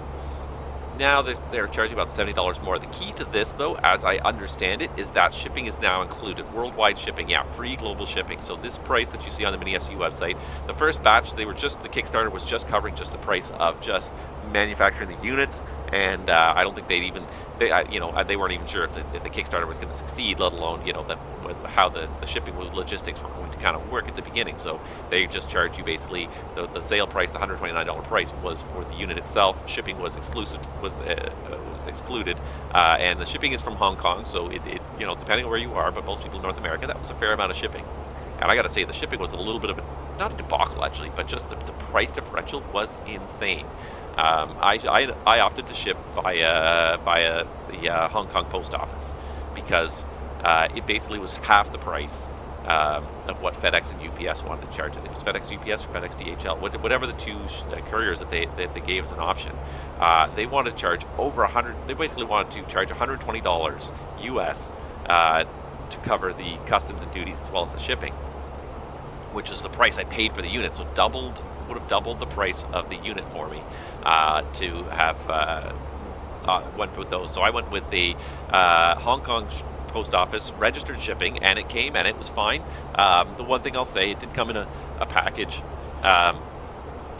Here's the box that it came in, and if I just zoom this up a little bit here, I don't know how well you can tell because it's not the best camera from this distance. Maybe if I turn this down a little bit here.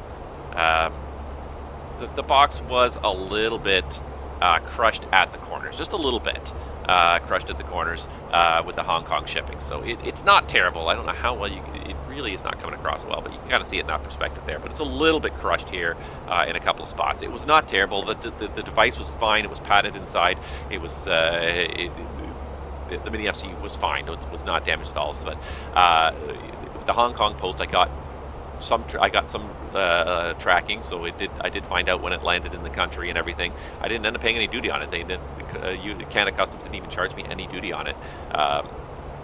So yeah, I the $60, you know, for the post office shipping wasn't going to include covering any duty, but I didn't get charged any duty anyway. So I ended up ahead a fair bit, and I think that was probably the better bet. Just the FedEx and UPS tend to be a bit of a scam when you're doing importing stuff, and they talk about duty, because they'll charge you duty and then they'll charge you just some random charge, and they'll just make up something almost seemingly at random for a handling charge. So it could be $5 on one item, the next day it could be $35 for a similar item. It seems to be no rhyme or reason to how they charge their handling fees, but their handling fees for paying the duty on your behalf are just absolutely ridiculous. It's just not worth it.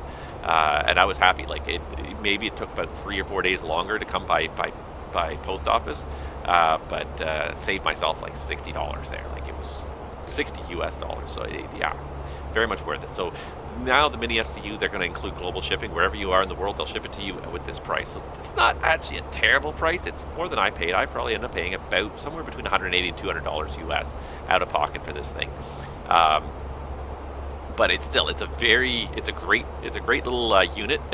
Like I said, very functional, does everything it's supposed to. If you're flying the Fenix, you won't get the number readouts, but you'll still get all the rest of it. You'll still get the dots, you'll still get the words, the little mode indications on there. You just won't get the actual the actual numeric values reading out on there. So most of it still actually works, and you can read it off your FCU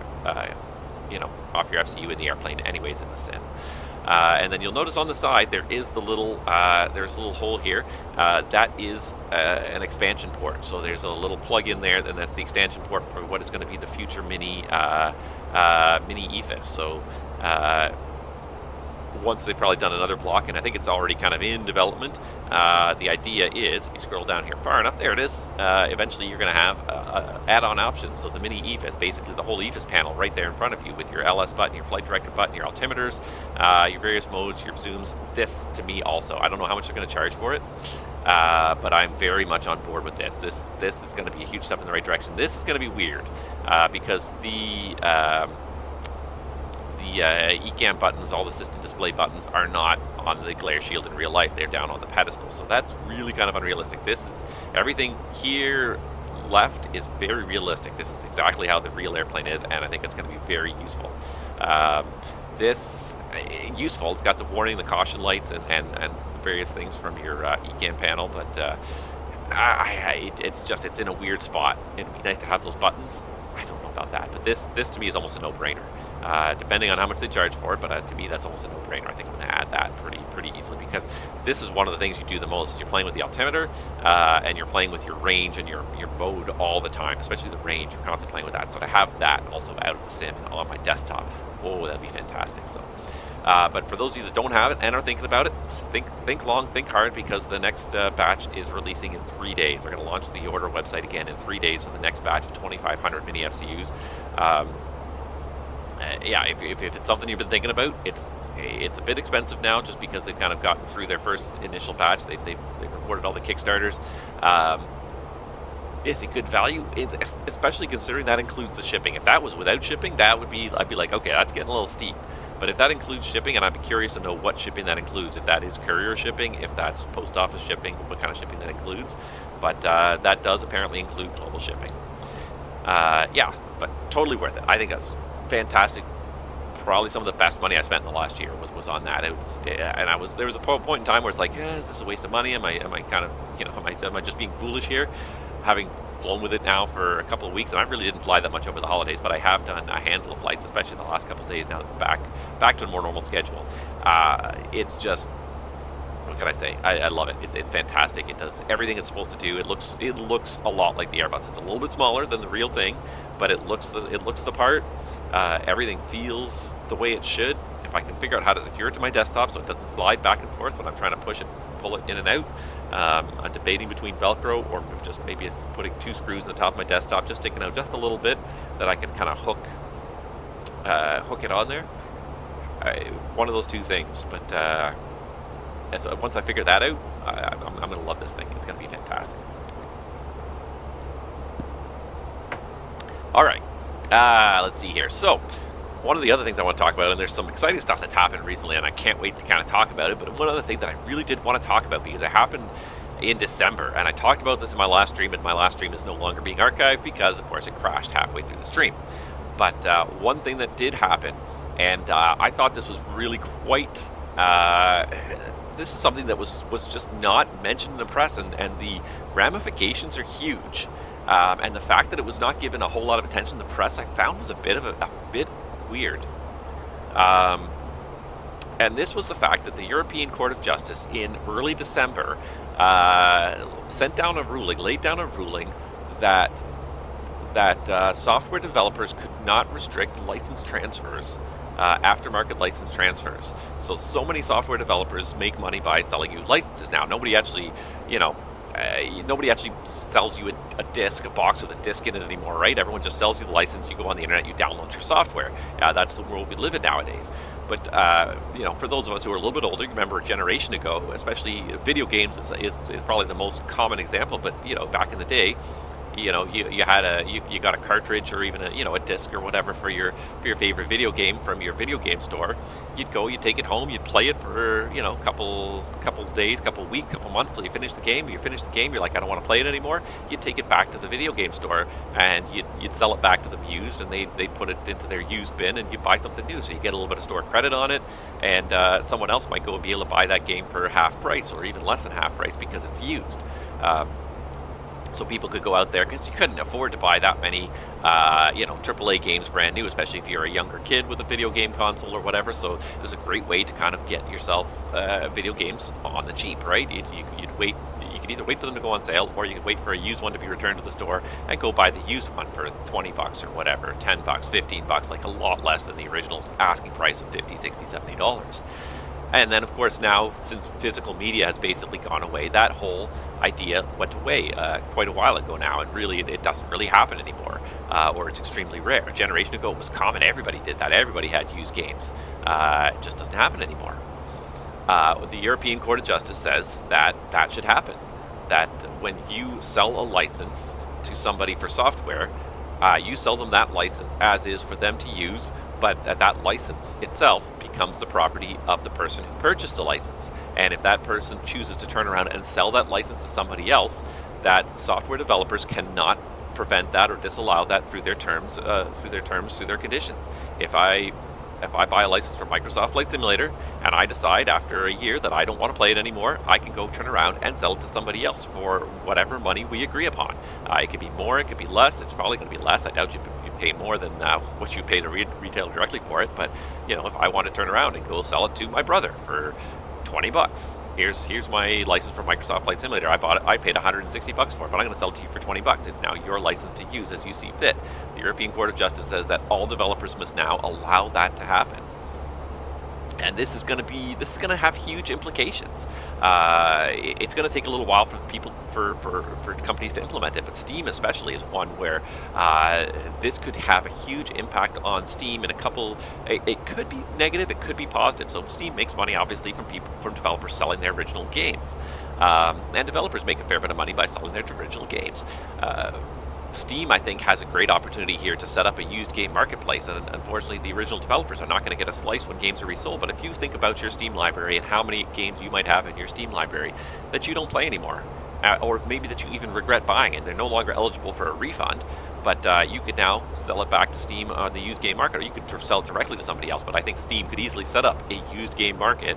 They could be the retailer again, and you could sell it back to Steam, or you could even just have a listing service. Steam could even just have a listing service. Like, you could say, I want to sell whatever game I don't play anymore for $10, and you can have a listing service, and people could be searching for used licenses. The one thing that's a little bit weird about this is that the fact that, like, you don't have any degradation in quality, really, you know, when you resell software that's downloaded digitally. And the other part of what the European Court of Justice said is that developers have to not only allow this, and that developers can't disallow this explicitly in their terms, but also that developers have to allow a future licensee to be able to download the current version of their software off the developer's original website. So if I go and sell my brother the hypothetical copy of Microsoft Flight Simulator for $20, Microsoft has to then allow him to download the game off their servers, because that's how the game is distributed. So they can't use that as kind of a backdoor to prevent people from getting it. Well, you know, you can have the license all you want, but we're not going to send you a copy of the game. You know, how you get the game is up to you, but you can't get it off our server. They said explicitly that developers have to make the software available to anyone who owns a valid license, whether they bought it directly from the developer or whether they bought it from somebody else, used third-party license. As long as it's a valid license, the developer has to support downloads to that person. That is huge, really. At the end of the day, like, so many developers make so much money off what they sell, and you get the occasional bad Apple developer that just puts something bad out there just to take the money and then and run. And as soon as you played it long enough to realize, oh, I don't like it, but now you're no longer eligible for a refund, you know, they've got your money already. Well, you downloaded the software and you installed it, so too bad.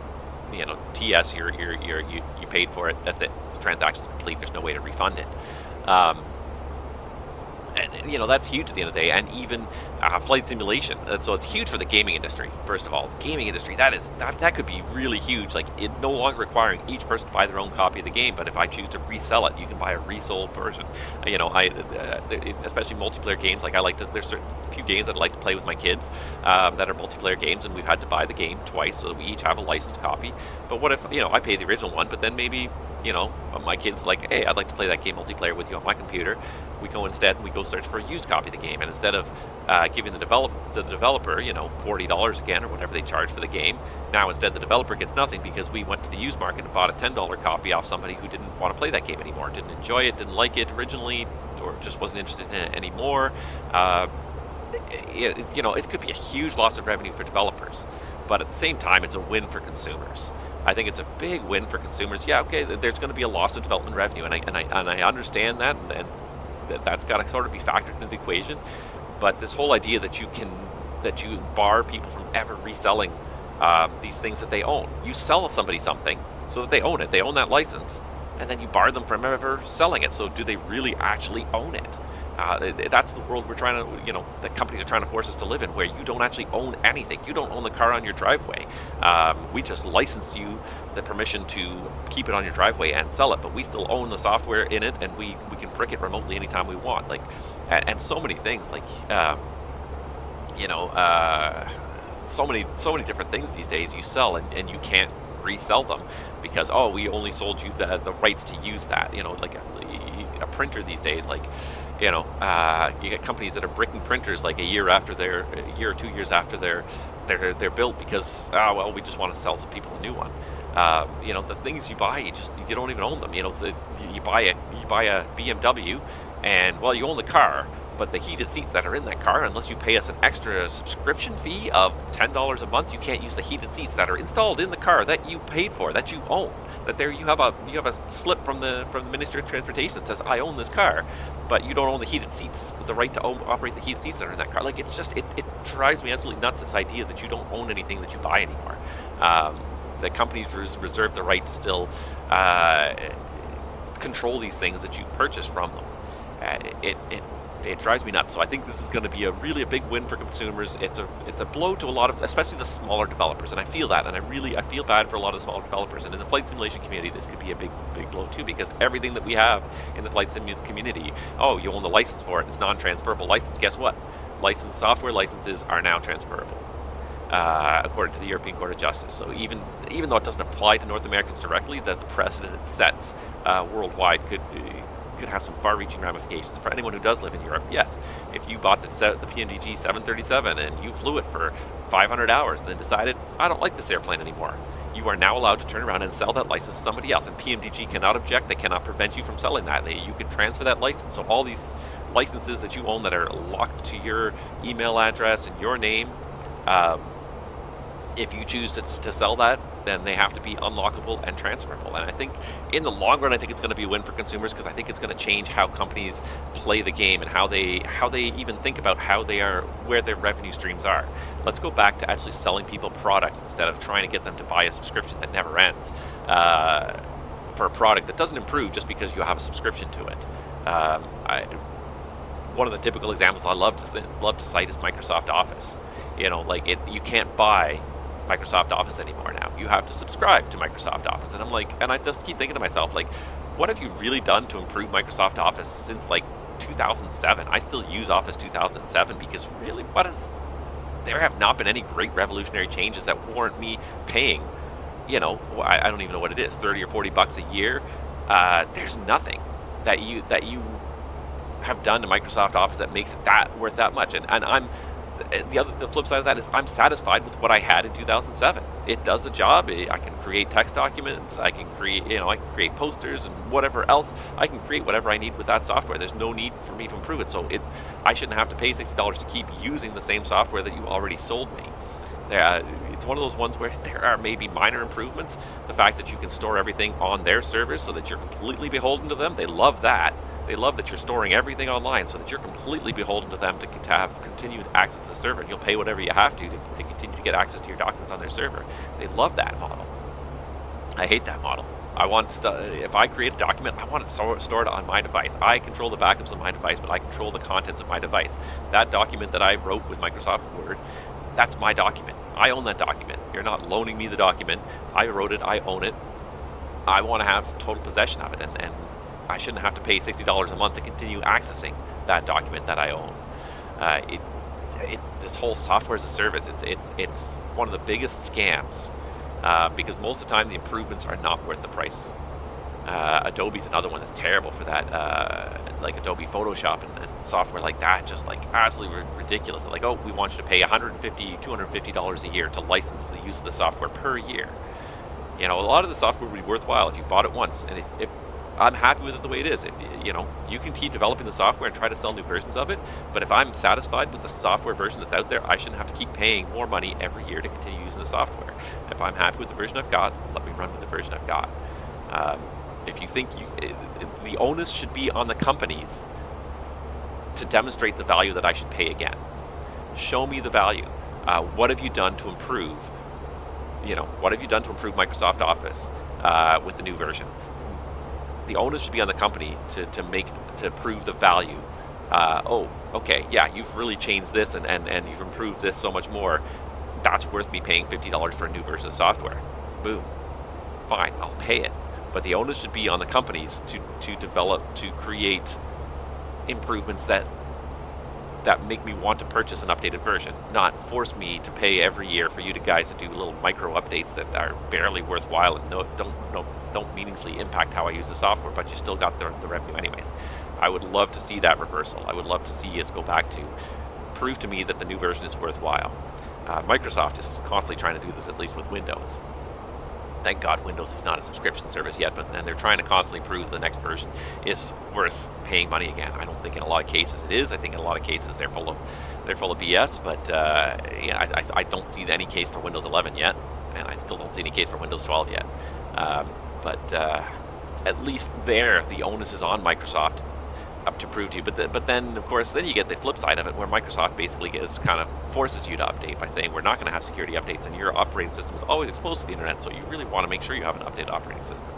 So it is a little bit putting it back onto consumers. It's like, well, we did our best, but it's not great. It's got security holes, and we're not going to patch them anymore past a certain date. So again, the onus is on Microsoft a little bit, but to sell us on why it's better. But really, all they end up doing is selling us, well, we're just not making the other one secure anymore, and that's the reason you should pay more money and upgrade again.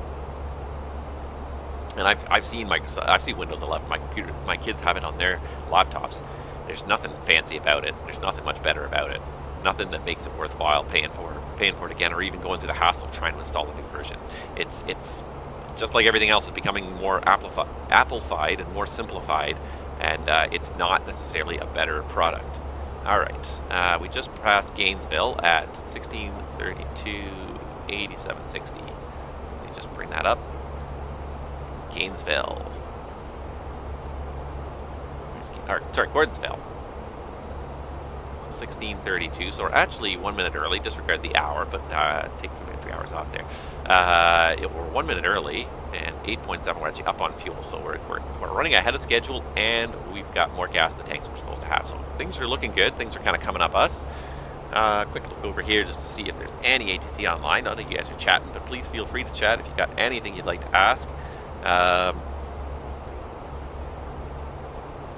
Yeah. There is some Miami Center online. Been online for about an hour. They might be there. They've got the Tampa 8s up and running, so there may be some ATC when we land in Tampa. That would be really nice. That would be nice. It might be a little bit long still. We've got still about 2 hours till we land in Tampa, so they might be gone by then, or they might be just getting ready to head out by then. But we'll hope. We'll hope and we'll try. Anyways, I thought the ramifications of this were absolutely phenomenal, and the fact that the media didn't really catch on to it. People didn't. It was there. It was an article. It was kind of published, but I found it odd that people did not. It didn't lead to a bigger uproar, because this could meaningfully change the way Steam runs. This could meaningfully change the way game developers run, and the way they have to price their products. If you're going to sell less units, especially as a small developer, you might have to raise the price more. The larger developers, I don't think, like the Rockstar Games, the Ubisofts, and the really large developers, Electronic Arts, those ones are not going to worry as much. It's the small studios, it's the small developers that are relying on everybody who plays their game kind of buying a copy, $20 or $30 each. Selling 20,000 copies. That's barely enough to kind of make ends meet. But those developers could get hurt by this. But I think in the end, it is a win for the consumers. There's just entirely too much scamming, for lack of a better word, by software companies trying to sell you things, and that's it. You downloaded it. It's done. You can never get a refund again. You can never get any of your money back. Well, guess what? I'm going to sell that license to somebody else. I'm going to get part of my money back at least, and you have to support that person who now I've transferred that license to. I just love the fact that you're putting the control back in the consumer's hands. That the consumer's in the driver's seat. If you make a good enough product that I don't ever want to resell it, then I'll never resell it. And that person will have to pay full price over there as well. But if your product is kind of, not great, or maybe just doesn't have longevity, it's a game without longevity, without replayability. You think about some games like Civilization. You buy a copy of Civilization, but you'll play that over and over and over again, and you'll put it down for a while, but you'll probably come back to it again. You won't necessarily sell it. But some of these games that are kind of two-dimensional, they just move along fairly linearly. You play them once, you're like, okay, I saw the game. I see. It's like a little bit of an interactive movie. I saw the game. I see how it ends. I'm probably not. I got my joy out of it, and I'm going to move along. But you take a game like Grand Theft Auto, where it's just an immersive world that you're into, and there's 1,000 a million different ways to play it. Chances are every time you pick it up, you're going to play it differently. You're not going to probably sell that one pretty quickly. So it depends, and we'll probably hit. But I love the idea of putting the consumers back in the driver's seat, because the consumers have been out of the driver's seat for so long. Companies have been writing such strict licensing rules, and just writing whatever they want. If you want to play this game, guess what? You've got to agree to those rules. And the rules have just become so onerous, and you have no recourse most of the time against it. So it's nice it'll be nice to put a little bit of power back into consumers' hands again. All right, how are we doing here? We got about 2 hours to go, so probably about 1 hour. We should probably start setting up. But we have a couple more things I want to talk about, and these are probably the big ones, and you guys probably have heard about them ad nauseum. So I'm not adding anything too much but there have been some serious incidents in aviation in the last 2 weeks, I guess. Not totally unsurprising that stuff has finally kind of happened because the system has been pushed and strained to the limit. The funny thing is that neither of these were really the result of kind of the strains that I've been talking about between the ATC system and the airline system being overworked in North America. Both ends of the system, the airlines themselves and the ATC systems, have both been ridiculously overworked. Although there was a little bit of humor. A little bit of humor. I think it was Christmas Eve.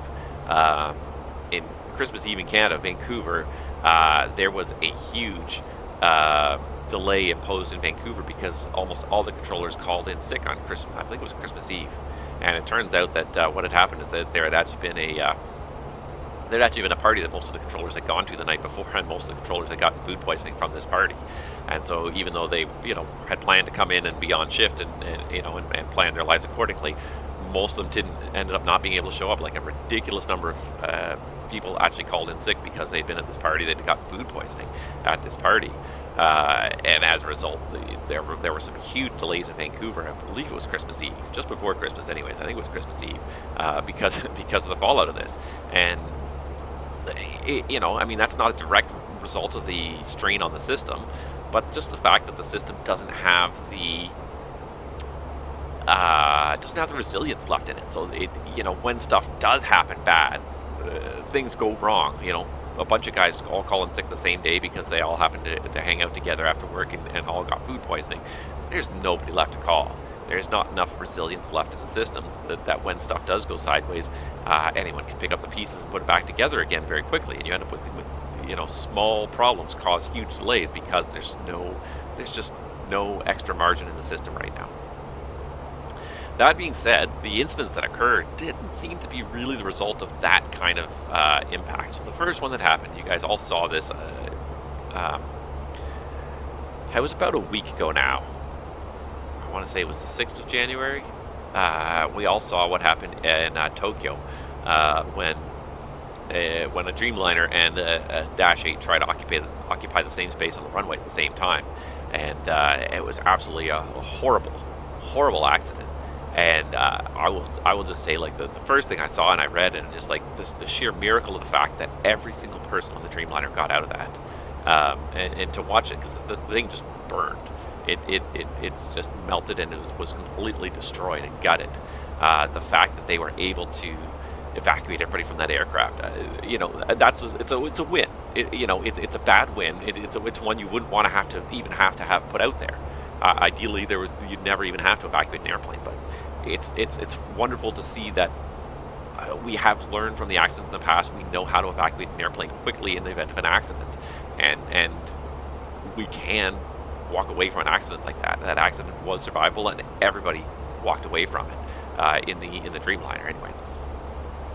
And I think that says something fantastic to the industry as a whole, to the airline, the airframer designers, that they're creating airplanes that when push comes to shove, we can get people out of this airplane in a real hurry.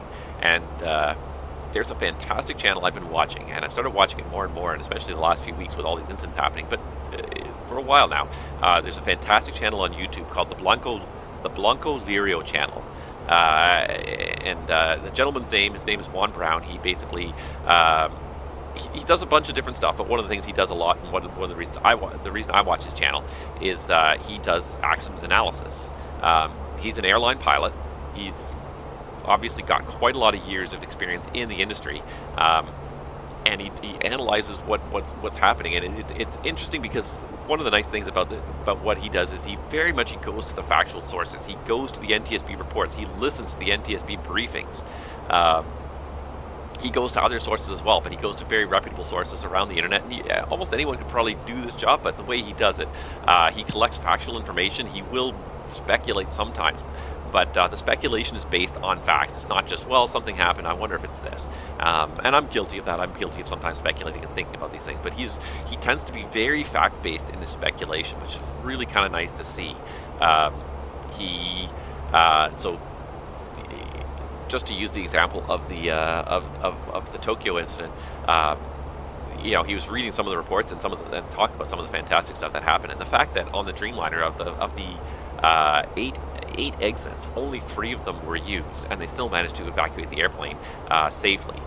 So the certification standard, for those that don't know, anytime you build an airliner, the basic certification standard is that you have to be able to evacuate the entire aircraft in 90 seconds with half of the exit doors unusable. And when they certify the airplanes, they always do they always do at least one, if not several, actual practice runs in the real airplane with people. They usually grab company employees, but with real people filled to the brim, and then they randomly block off half the exits and say, everybody get out. And they time it, and they have to make sure everybody can get off the airplane in 90 seconds. I don't know what the time frame was to actually get everybody off the A350, but obviously it was quick enough that everybody survived. Nobody succumbed to smoke or fire.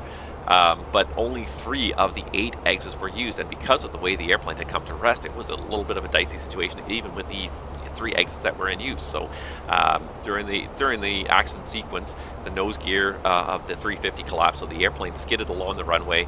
Main gears were still fine, were still extended, but the nose gear was collapsed, so the nose was scraping along the runway while the main gears were rolling. So you end up with a very nose down attitude as you kind of came to a stop. So all the emergency slides are designed, with the idea that the airplane comes to rest in a normal attitude on the landing gear. So when you end up with the nose way down, you end up with an airplane that you end up with a very flat slide that's almost hard to slide down. It's not vertical enough. It's so flat that you don't really, gravity's not helping you down that slide very much. You really kind of have to push yourself down that slide. At the back of the airplane, you end up with the inverse problem. They're so high off the ground that the slide is much steeper than it should be, and as a result, it's not really cushioning you very much. It's almost a controlled fall at that point. But there was one slide at the front, one slide at the back, one slide in the middle. I believe it was the 2 front slides and then the 1 back slide on the left side. But kudos to the cabin crew for paying attention to what was going on, because some of the other interesting stuff that happened during the accident sequence, the right engine did not shut down. It just kept on running.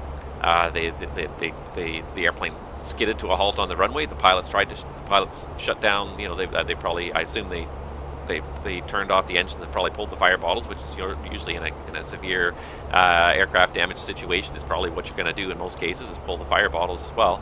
And the engine on the right wing just kept on running.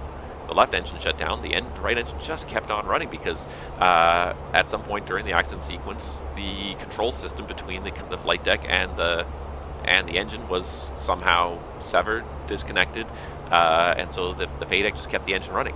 It didn't know that there was a shutdown being commanded.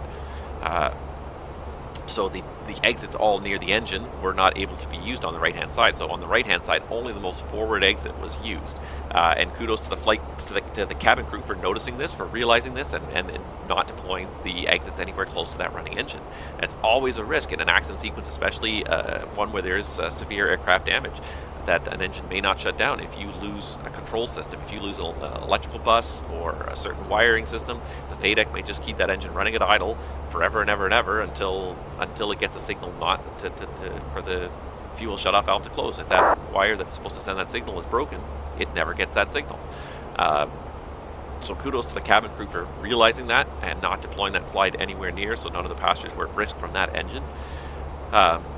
Interesting to think about, though. Like, how do you stop an engine when you can't send the stop signal to the engine anymore? I mean, basically, I think that engine ran until probably until some part of it got burned enough that the FADEC was not able to keep it running, or the fuel lines burned, or something. Interesting stuff to think about. But good that the cabin crew is paying attention, and make sure you do listen to your cabin crew, for crying out loud. When they're telling you to do something in an emergency, they do have your best interests in mind. They've been trained hundreds of hours in preparation for these things we all hope will never happen. Make sure you listen to them. They tell you to not go out a certain exit. There's a reason why. There might be a fire out there. It might be the engine still running. Something dangerous out there. Go to the next nearest exit. But for God's sake, listen to the cabin crew, and kudos to all the cabin crew and all you flight attendants out there for doing your job and keeping a level head and thinking as best you can when things are falling apart, because it's not easy to do. When you're in a high stress situation, when you know your people's lives are potentially depending on you, even though you've trained for 100 times, you're still going to feel that pressure. You're still going to know it's real. This is not training. You're going to hopefully the habit's going to kick in, but you're still going to have some conscious thought, and definitely when stress is coming on you, you got to make sure you're thinking. It was very unfortunate the way the whole thing transpired. It seems like most likely it was perhaps a phraseology issue, depending on the time of night too. So from the best we could tell, the Dash 8 taxied onto the runway to line up for takeoff, even though they were not authorized to do so. The air traffic control instruction, I heard it. It was so fast and so kind of quiet that like I would have a hard time hearing it. You could kind of hear what they were saying, and I think because I was kind of knew what I was listening for, I kind of heard it, but it was very quick. There was potentially some phraseology issues that they told the Dash 8 they were number 1 for takeoff. Never mentioned the fact there was an airplane landing on the runway. So the Dash 8 crew seems like they probably inferred when they heard they were number 1 for takeoff that they should be lined up on the runway to be ready to go. It was not explicitly what the clearance said, but again, there's some expectation bias. And then on the 350 crew, like you know, when you're flying around at night, airplanes are very hard to spot, especially against a busy background. So if you're looking around this dark sky, it's got nothing but a couple of stars in it, maybe the moon. Yeah, a white flashing strobe with a red beacon nearby is pretty easy to spot. But when you're looking down at that, like you look down there right now at the amount of detail down there, you've got tons and tons of lights. And an airport's the same way. You've got a runway that's covered in white lights, you know, some red lights at the end, green lights and red lights, covered in various lights. And then you put one little shadow across it with one little flashing white light there. That flashing white light is really not very obvious. It's pretty hard to see. You really have to kind of work, and if you know what to look for, if you know the airplane's there, you can look at it, you'd be like, yeah, I think that's it. But at night, it can be very, very hard to see this against the background of all those runway lights. You know, if you're sneaking up on an airplane from behind, the tail lights are all white. The nav lights, the rear-facing nav lights are white. You might hopefully see the flashing white light and the red beacon, but the tail lights themselves are white. It's the same color as the runway lights. If they're lined up perfectly with the runway, it might look like another centerline light on the tail, if that's where the white light is. So it's very, very hard to spot another airplane on the runway. You can't fault the 350 crew a whole lot. They probably even heard the instruction. They knew that there was an airplane taxiing for departure and figured they were probably holding. And as long as they're on that runway as well, you know, when they're moving into position, that was probably the last chance the 350 crew had to spot them. When they were taxiing onto the runway and the white lights were moving across the runway, that would have been a time when you could have spotted them. But the second they lined up and hit the brakes and stopped moving, and they're lined up, ready, primed, ready to go with their takeoff clearance, they're not moving anymore, they will look just like another part of the runway, especially at night. It's just going to be just one more white light, unless you happen to notice the strobes. Yeah. And it also plays into the hour of the day too. If it's nighttime, if it's starting to approach circadian rhythm lows, people are not at their most alert. They're not looking for things as well as they could be. Yeah, it's completely and totally understandable from the 350's perspective. From the crew of the 350, they were not expecting anything. Just another routine flight. They've been cleared to land. They've been told they're cleared to land, so the runway should be clear. What more can you ask for, really? You know, the TCAS is not going to show you anything, because the TCAS suppresses contacts on the ground, because otherwise as you approach an airport you get nothing but resolution advisories constantly, because there's lots of airplanes very close together on the ground at an airport. So below 800 feet the TCAS system is suppressed, and I'd have to read the exact criteria, but I think it's below about 300 feet. Anything that's below 300 feet above what is the TCAS system's perceived ground level, everything below that 300 feet is just going to be taken away as oh, it's ground. It's on the ground right now. It's not going to be displayed to the pilot at all. So, yeah, they really didn't have much of a chance.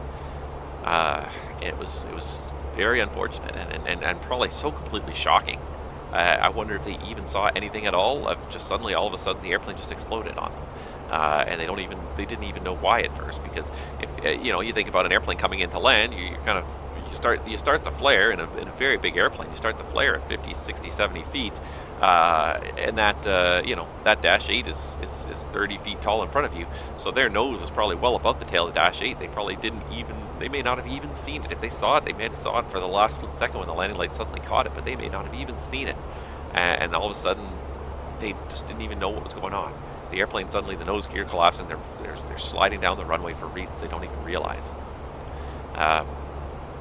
And it kind of and some of the information that was mentioned in the Blanco Liro channel kind of plays into that. And I love the detail sometimes that this guy brings in. So he was looking at some of the pictures of the 350 from the front, and the one thing he noticed, besides the obvious fact that the nose cone was collapsed in, which probably says that hit something, but that may have even happened in the landing roll itself.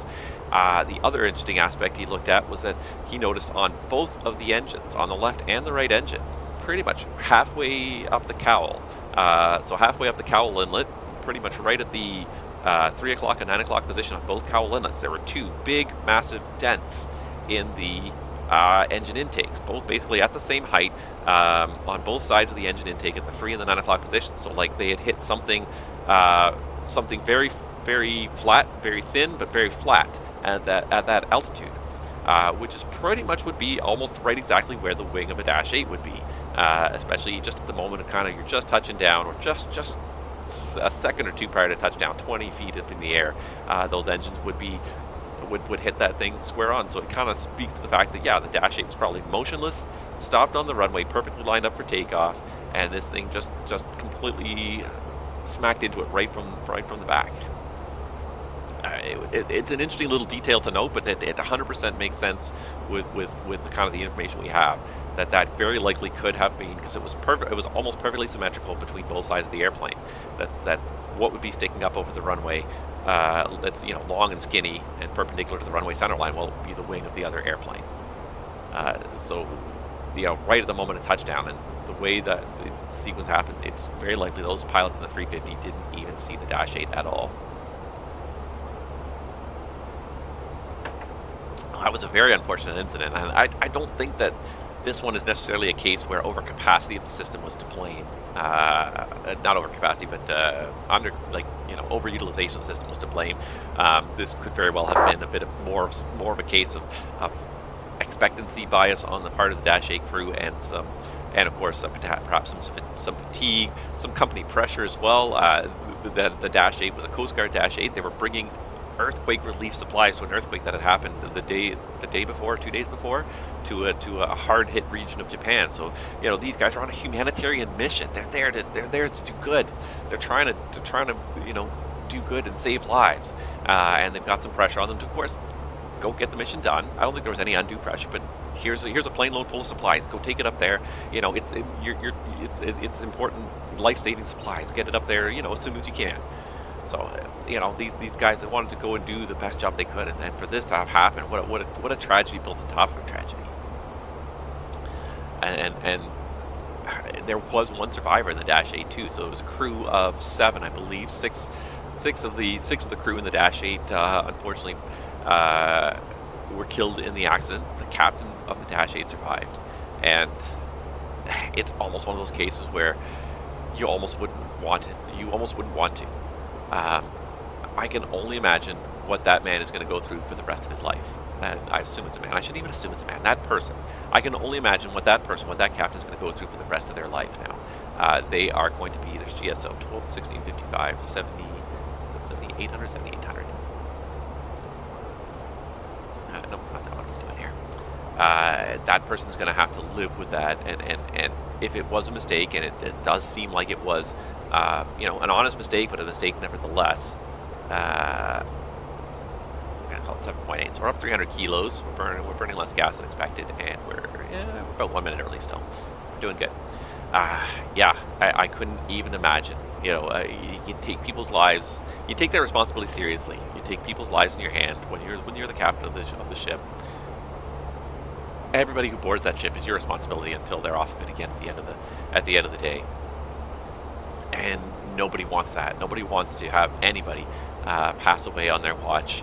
To know, first of all, that those people that came on board your ship under your command will not go home to their families. And then on top of that, to think that it might be because we made a mistake, we made an error in judgment and interpretation that led to this situation. I couldn't imagine. I doubt that person may never get an airplane again. Certainly not as a captain. Whether he's cleared or not, just the feelings that go with that, the guilt that goes with that in the long run, that's something I hope I never have to deal with personally. To know that may have been the result of of poor decision making, and poor crew actions, it just that would be devastating.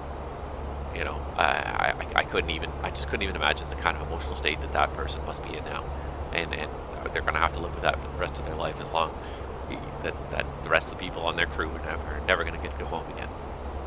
I don't even want to. I don't even want to think about it. It's, yeah, that's a bit of a tough one. So then there was, of course, the other one. So then there was the other incident that, of course, happened fairly recently on last Friday. And the reason I know it was on Friday is because very interestingly, we kind of had the opposite outcome to the same sort of scenario. It's not the same, but it just the timing was very interesting. So on Friday afternoon, we were flying out to the West Coast. Just as we started our descent to the West Coast ourselves, we got a cabin door caution light come on just at the start of descent. After a 4-and-something hour flight, this light came on, and SPF, of course, first responsibility should have fly the airplane, but the one time where even the PF, your first priority is not to fly the airplane, is when you have a cabin pressurization situation. Because if there's a loss of cabin pressurization, the first priority of both pilots is not to fly the airplane, but is to put your oxygen masks on.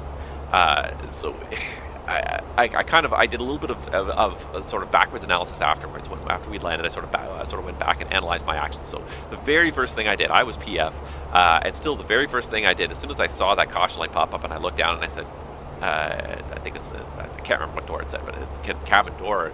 And my very first thing I did was then I did this, and I went and I looked at it, and I went and pulled up the pressurization page. And like, probably, it was almost instinct. It was within about a second. And I looked at it and I said, okay, the cabin altitude's holding. There's no vertical climb. At the time, we actually just started descent, so the cabin was actually descending. But the cabin altitude wasn't increasing. The cabin altitude was descending at a very moderate vertical rate. And I said, okay, it's probably a false alarm. And then I sat back and I said, okay, autopilot 1 empty 2, ECAM actions. So my first instinct, and I kind of regretted it initially at the time, because I'm like, normally my first instinct whenever I get an ECAM is to look at the flight, is not to look at the ECAM, but to look at the FMA and just make sure the autopilot's still on. Make sure the auto thrust is still on. Make sure you're aware of what the airplane is doing, especially as the pilot flying. But make sure you know what the airplane is doing, because a lot of these emergencies will sometimes kick off the autopilot with a bunch of alarms all going off at once, and it wouldn't be the first time somebody has missed the fact that the autopilot has automatically disengaged, but because like 4 different beeps all kind of went off at the same time, a little moment of chaos, the autopilot beep in particular got missed. So super imperative that the PF always make sure that they are aware that the autopilot is still flying the airplane, and if the autopilot is not still flying the airplane, that the PF is now puts their hand on the controls and is now the one flying the airplane. So I kind of kicked myself immediately in the aftermath of that. And then when we got to the ground, I was thinking about it a little bit more on the way to the hotel. I thought about it. I said, no, you know what? I stand by that course of action. It was perhaps not my personal ideal, but actually I think it was, in the end, probably the most ideal thing. If you get a pressurization, if you get a warning of a cabin door being open, and it's not a pressurization warning right away, it's probably a false alarm. But because it's so imperative that if it's not a false alarm, you get your oxygen on right away. If you don't have that cabin warning, the next thing is to go and see, is there going to be a cabin warning? If the door has popped ajar slightly and is leaking air slightly, the cabin may be climbing at a rate that's not enough that it's set off the cabin warnings yet, but it will soon. So I think it's a very reasonable instinct. If you see a cabin door light indication, first thing is check the pressurization system, see if the pressurization's holding. If the pressurization's not holding, okay, oxygen masks on, let's do the emergency descent drill, all that stuff. If the pressurization's holding, okay, you take a little breath, don't panic, fly the airplane, call for the PM to do the ECAM actions. So it's a little bit of a, yeah, I second guessed myself afterwards, and in the end I stood by my judgment. My instinct, which was immediately check the cabin press page, see what the cabin pressurization is doing, and then go from there. I kicked myself a little bit. I was like, I don't know if I'm doing the right thing right away, because normally any ECAM, first thing is make sure that the airplane's flying and then handle the ECAM. But pressurization ones, that's kind of the one exception where there's a more important priority than flying the airplane itself, and that is making sure that the pilots are conscious to fly the airplane. Get the oxygen masks on right away. Overspeed, autopilot off, and What a better demonstration than this, huh? Okay, thank you. I have control. Alright, autopilot's off. I've got it. Alright, and we gained about 600 feet there, so let's just go ahead and just pull altitude. We still got 320 set. Now we got thrust idle, open descent, all blue. And because we're no longer overspeeding, as soon as I get this kind of stabilized here, Mach Alt Star. There's autopilot 1. I'm going to let it do its thing again, because at this altitude the control will be pretty sensitive. Mach Alt Cruise. What a wonderful demonstration of how quickly a little bit of chaos kicked in. Autopilot's off. Make sure somebody's flying the bloody airplane. Thank you, Microsoft, for aiding my demonstration right there and then. Wow. What are the winds doing now? 268 at 95. It's a very reasonable wind. A little overspeed there, so yeah, it was pretty smooth, and all of a sudden, boom, we're 30 knots over. In that case, the protections did look like they kicked in and started pitching the nose up without even trying. We took the autopilot, we took control of the airplane with the autopilot off. As the speed came back, we put it back down there again, did exactly what we're supposed to do, and then at this point it would of course be a maintenance write-up anytime there's an overspeed. They tend to happen a little bit more frequently in Microsoft Flight Simulator than they probably should, but anytime there's an overspeed, that would be a maintenance write-up. Send a message to maintenance. Because it was short transient, it was kind of a bit of a jar. If I felt like there was any risk of damage to the airplane, I might consider diverting, but I don't think there was. I think it was just a wind shift. The airplane was not able to change speed fast enough, change power setting fast enough to accommodate the wind shear. But we would need to talk to maintenance about having an inspection done when we get that back on the ground. What a wonderful demonstration of exactly what I was talking about. So yeah, we had this incident occur on Friday afternoon on our descent, and then yeah, it turned to be a non-issue. We ran the ECAM, and the ECAM basically says exactly what we've done anyways, which is check the cabin vertical speed, and if the cabin vertical speed exceeds, you know, and if the cabin vertical speed is excessive, then you know, descend to 10,000 feet. So then we might have to consider doing an emergency descent. So it kind of led you down that path anyways, but the pilot instinct kind of kicked in. The first thing is, you know, we had only just started our descent, so we were still up in the 30s. And yeah, and in the 30s, if there's a pressurization issue, oxygen mask on right away. No ifs, ands, or buts. Even if the airplane's momentarily out of control, better that you get your oxygen mask on so that you can regain control of it, then regain control of the airplane for 5 seconds and then pass out without oxygen. But it was kind of interesting, though. I did have to sort of second guess myself and justify myself. I'd never been presented with that situation in cruise before, and yeah, it definitely,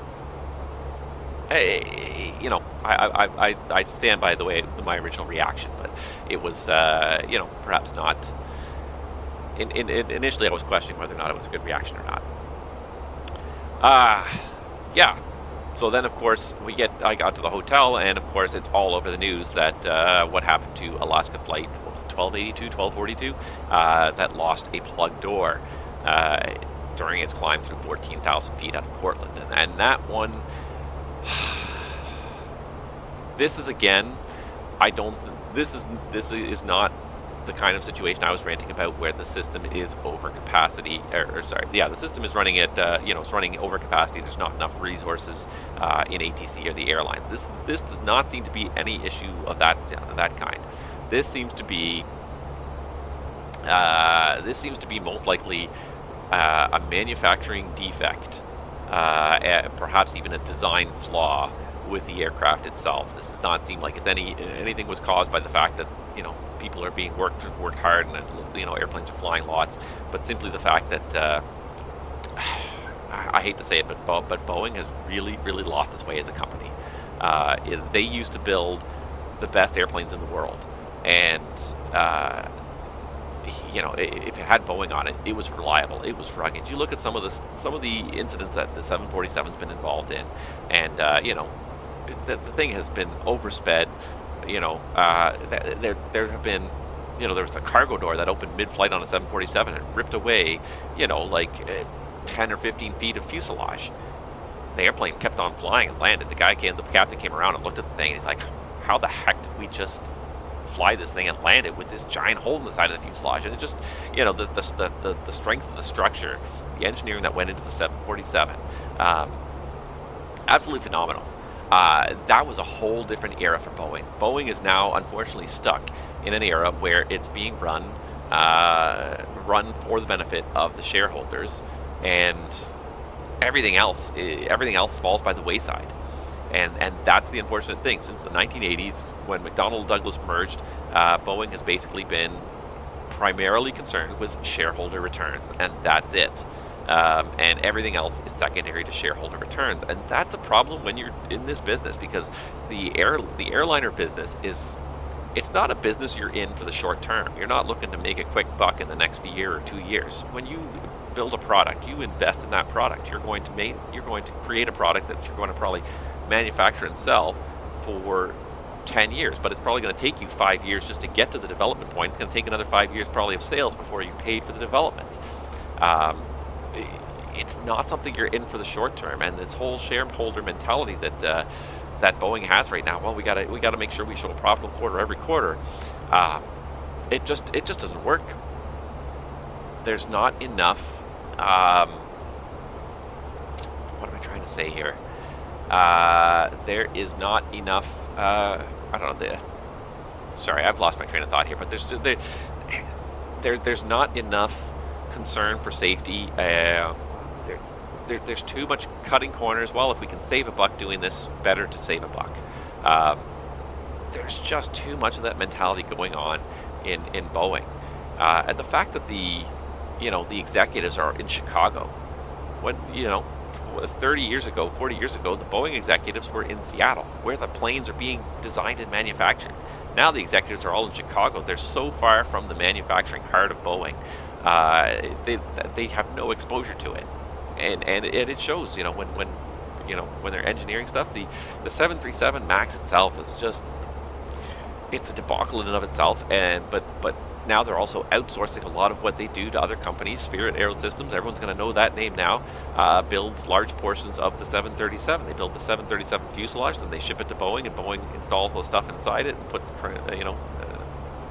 and attaches some wings to it, attaches some engines to it, paints it, and sends it out of the factory. But a lot of the manufacturing is being done by third parties, and there's nothing wrong with that per se if you can maintain the quality of your third parties. But part of what Boeing's doing is, of course, they're just outsourcing production so that they can use the lowest cost, the lowest cost manufacturer. And why is this the lowest cost manufacturer? Well, because they're cutting corners, and Boeing's not enforcing the quality control on their subcontractors that they should be.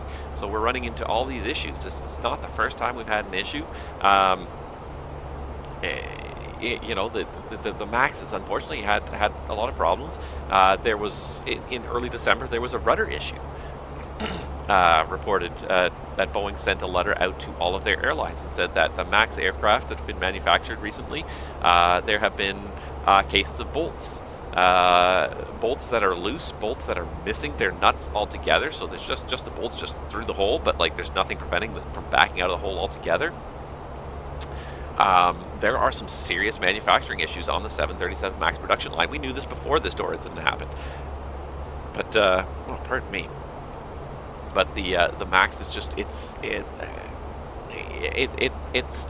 the end result of years of corporate cost cutting and this shareholder pleasing mentality that the engineers can't really make the airplane that they should be making because there's too much nickel and diming going on at the end of the day. So, and this is unfortunately the end result. This is what happens when cost trumps safety. You end up with designs that are not as safe as they could be, and the MAX, the issues of the MAX just run right to its very core. At the end of the day, I remember, for like about 10 years, from about 2005 to about 2015, I think it was. Reading constantly the will they, won't they press about whether Boeing was going to just simply re-engine the 737NG to compete with the A320neo, or whether they were going to create a whole new clean sheet design. And it was a good 5, if not 10 years they spent debating this and looking at both sides of it and saying, well, how much time is it going to take us to develop a clean sheet design, and what are we going to need to do versus, can we re-engine the MAX? What engines can we put on it? What can we do with it? It was a long debate Boeing had, and there was a lot of pressure on Boeing to come up with a rival for the A320neo. The A320neo is like 20-something% fuel burn improvement over the original A320. It was, it's going to be a game changer. Boeing had to bring something to the table that was going to be able to compete with it, or they were going to lose out orders huge. And there was a lot of pressure on Boeing. Boeing made the choice, but the airlines are not innocent in this at all. A lot of the airlines put a lot of pressure on Boeing to create a new version of the 37 so they could keep their common type rating. The Southwests, the Ryanairs especially, put a lot of pressure on Boeing. They said, we want you to build another 737. We want a common type rating. We don't want to have two fleets. We want to buy your airplane, but we want it to be a 737 again. We want a common type rating. We don't want to have to give our guys more training. We don't want to keep the fleets separate. We don't want to have two separate fleets. We want to have one common fleet of 737. This was what Southwest and Ryanair and a couple of airlines were really saying to them. Some of the airlines were more on the fence about it. We're more, okay, if you can come up with a good clean sheet design, maybe it's worthwhile. But especially Southwest was really hard on the, we want the common 737 type rating for this new airplane you're going to build. We'll buy hundreds of them. We'll buy 500 of them if you have a common type rating. So they really put the screws to Boeing to do it, to have the same type rating. And the 737 MAX is the result. It's an airplane that has been stretched.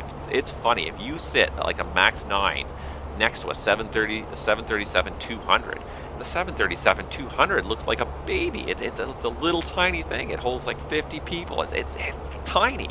It's like half the length.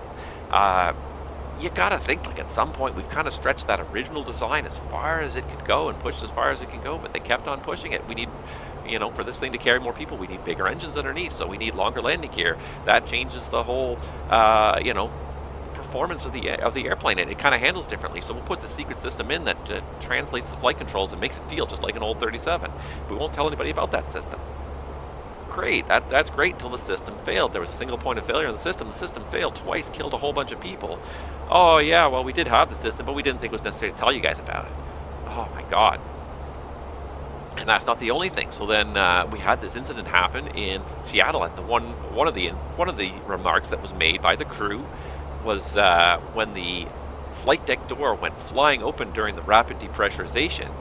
They were both shocked by this. The flight deck door, when the cabin pressure dropped suddenly, the flight deck door did what it was designed to do, and it swung open to allow the air pressure out of the flight deck. So you get the equal pressure between both ends of the cabin. You wouldn't have the pressure being stuck on the flight deck, and all flight deck doors have this. If there's a sudden depressurization, there will be some method for equalizing pressure between both sides of the door. Some the door opens, some there's like a blowout panel. Part of the door will blow open to allow the pressure to pass through. In previous iterations of the 737, they had the blowout panel. It was a small panel that would open up part way, and it would allow air to flow really quickly through the door. But it was only in the MAX that they introduced this whole concept of the door pops open. So this is what happens on the Airbus, on the A320. If there's a pressurization issue in the A320, boom, the door latches are automatically released and the door pops open to equalize the pressure. But previous versions of the 37, that didn't happen. But this was new in the MAX. It was not documented. The pilots had no clue this was going to happen. And in and of itself, that was not a huge issue, but it's exemplary of the kind of problems we have at Boeing, where Boeing is just, they're changing stuff, and they're like, we don't need to tell anybody about that change, right? It's fine. It's more or less the same. It does the same thing at the end of the day. It's like, you need to tell people about these things. Pilots need to know about what's happening in their airplane so that they're not surprised when things do happen. If something goes wrong, they can react to it accordingly. So that was kind of a bit of an interesting take from this. That the crew was surprised by the door opening because it was something they'd never been told about. The door opens during depressurization. No, there's a blowout panel. And then sure enough, no, on the MAX that's not the case. But nobody was educating the pilots about this. Nobody's putting this in the manuals. They're just changing stuff and not even putting it in manuals anymore. This is the kind of problem we have at Boeing, and they're really under so much pressure to keep that common type rating. And then the FAA, of course, is they have to be at least a little bit culpable in this because they certified the airplane, and they may not have directly certified a lot of aspects of the airplane, but they devised the certification system. The fact that most of the certification is being done by people who work for Boeing in the Boeing factory and say, yep, this part looks good, this part looks good, yep, check, check, check, it's all good. That's all well and good, but you have to admit that that's a conflict of interest. If I'm being paid by this company if I'm supposed to be the quality control person for this company, and I'm supposed to make sure that everything going out the door is correct, but I'm also being paid by this company, I know the company has to make money in order for me to keep my job. So, you know, am I going to sign off on everything? And I don't want to accuse anyone of doing that, but that's got to play in the back of your mind to some degree. The company's got to stay in business for me to still have this job. So maybe I have to approve a certain number of airplane parts. Is it good enough? Is it good enough to get by? Like, you know, you try and set the standard so it's black and white. Did you pass or fail? But every once in a while, you got to wonder if there's a gray area. Does the guy pass it because he said, yeah, we got to sell enough airplanes to get it out the door? And I'm not accusing anybody in particular of trying to do that intentionally, but it's got to play in the back of your mind when you're paid by that company. I'm paid by the company to make sure the airplanes are safe, but I'm still paid by the company. We got to sell the airplanes in order for them to make the money to pay my salary. So, you know, I tend to think that the deregulated airline system we have, especially in a lot of North America, where it's a lot of the oversight has been passed off to the businesses themselves. That's great to a point. It kind of saves the government some money because now it's, you know, now the manufacturer's paying for the certification because they're paying the guy's salary directly. But there's something to be said for oversight, for somebody who's a third party, who's basically impartial, has no vested interest in this airline. You know, is this good enough? Is this safe enough? And then that even begs the question of, is the FAA really truly an impartial third party in the United States? Because they have a mandate to both regulate and promote aviation in the United States. And those two goals could be seen to be in conflict in a way. You know, at the end of the day, the FAA wants Boeing to sell airplanes as well. They don't want them to sell unsafe airplanes, but they want Boeing to sell airplanes because they're promoting the industry. So, you know, if it's going to cost X number of dollars for us to implement this fix, can we get by without this fix? Can we do something different than this fix? You know, the FAA, it's got to make sure the airplanes are safe, but at the same time, it's got to make sure that Boeing is solvent enough to sell airplanes. So there is, even in the FAA itself, there is a conflict of interest with its mandate to both regulate and make sure it's safe, but also promote and make sure that companies are going into business and staying in business and able to sell products, into the industry. So there's a whole host of systemic problems now in the industry, and I tend to believe that Canada's not immune to that either. I don't think there's enough oversight of the industry. The airlines, you know, and these companies, they all have their own vested interest in ensuring that their products are safe. Boeing wants to make a safe airplane because if they have enough crashes, eventually nobody's going to buy the airplane, the company's going to go bankrupt. Every airline wants to make sure their flights are safe because if they crash an airplane, then their reputation is shot. Never mind the fact that there's the huge immediate financial liability of compensating victims and everything else, but there's also just the reputational issues as well. You look at Malaysian Airlines, they had two major incidents with their aircraft. They had an aircraft shot down over the Ukraine, or was it over Russia? It was somewhere over there. And then they lost another one at sea to really weird, mysterious circumstances, basically put the company out of business. Everyone's like, I don't want to fly Malaysian. Look at them, they can't keep their airplanes in the sky. You know, reputation is a lot in the airline business. And certainly a series of accidents is not going to do any airline a favor. And they certainly don't want to kill their customers. So there is obviously a vested interest, but there's something to be said for having that unbiased third party looking over your shoulder. Not every single day. You don't need them there sitting on the flight deck every day watching what's going on every single day, but there is something to be said for having people looking over your shoulder and periodically and just making sure that everything looks good, that you know, the decisions you're making are sound. And I tend to believe that the airlines are trying to make sound decisions for the most part, but I just believe there needs to be oversight from time to time. And I think in North America especially, really, again, pitched up again. All right, autopilot's off, I can hear that. Yep. All right, I have control. All right, and let's do thrust idle, open descent, all blue.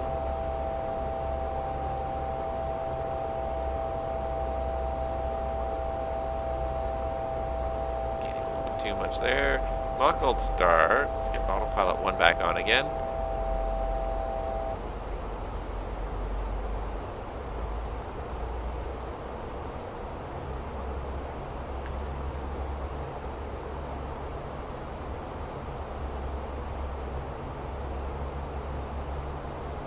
Alright, Mach hold cruise.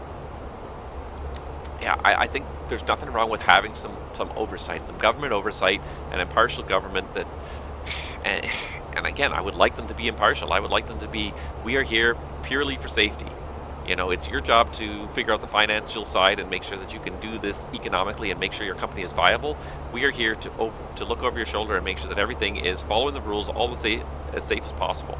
And you know, the safety management systems that we have in place now are great in a way, and that airlines and aviation companies are looking for problems before they even happen. They're documenting hazards before they ever become a major incident, and they're saying, yeah, this could have been a major incident. What can we fix in our procedures, in our documentation, in our processes to make sure that this never actually becomes a serious incident?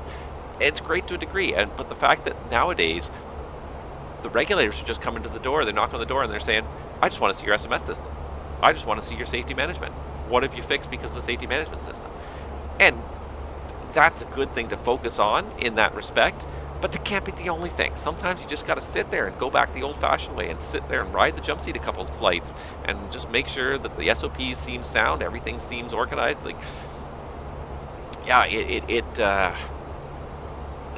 there needs to just be some knowledge that there is some oversight happening, and not just a guy sitting in an office checking off boxes. Yeah, you got an SMS system. Yeah, you logged 6,000 reports this year. Yeah, I see you did a major investigation on 300 of them. You implemented all these changes, and that's it. And that's the whole oversight of the industry. That's just not good enough. We need to have inspectors out there periodically just checking up on things, making sure everybody's above board. May not be maybe the airline's above board, but maybe a few individuals, or maybe one particular station or one department has sort of made it their mission to make sure that they're profitable this year, and maybe they're cutting the corners and nobody else knows about it.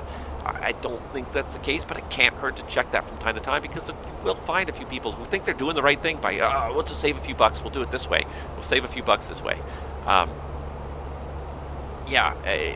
think there should always be at least a little bit of oversight, and I think that in North America especially, the pendulum has swung way too far to the self-regulating, self-overseeing aviation industry. The manufacturers and the airlines they're all watching what they're doing, and that's fine, but someone just needs to be standing behind them and watching what they're doing as well. Just make sure that all their processes make sense, that everything's coming together nicely.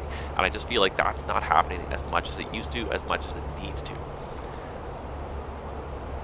And then you get incidents like this with this plug door popping off the 737 mid-flight, and it sounds like it's probably going to be found to be a manufacturing issue, whether it's a design defect or whether it's just simply the manufacturer's not conforming to the design specifications. Because the one thing that's interesting about this so far now that they found the door, is that the one part that is supposed to keep the door on the pin at the bottom, so it kind of the door sits on two pins at the bottom, and the one sleeve that's supposed to sit on that pin is missing from the door altogether.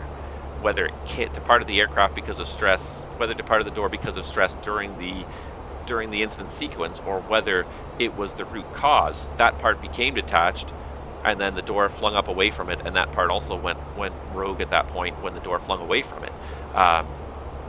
The NTSB is looking at that pretty hard, and I hate to try and guess an outcome, but just to hear some of the stuff, the fact that the bolts that they're finding in the fleet, there's bolts everywhere that are loose in this fleet, it just blows me away. Even after the MAX incidents with the MCAS, I tend to believe that, especially once that airplane was certified, after the 2-year hiatus and everyone was retrained on it, and we talked about MCAS ad nauseum, and MCAS was a household word across the world. I tended to believe that was going to be the end of it. I thought that the MAX, at the time, I said I don't think there's ever going to be a safer airplane in the sky than the 737 MAX, because it had been, after the incidents and all the sort of revelations about what Boeing had done came to light, I didn't think there was an aircraft that was more heavily scrutinized by regulators than the 737 MAX. But now we're beginning to see again that, like, there are some real systemic problems at Boeing, and I'm beginning to start to lose faith. And I believe in Boeing as it used to be. I think the 747 was a magnificent beast. Even the original and the NG 737s were great airplanes. They had a few issues here and there. They had some rudder control issues. I think it was the 80s or the 70s.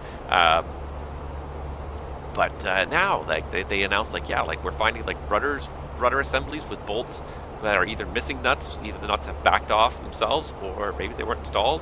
Some of them are loose, and now with these door assemblies, we're finding these bolts, and not even the retaining bolts that are supposed to hold the door on the pin itself, but the bolts that are holding the sleeve to the door.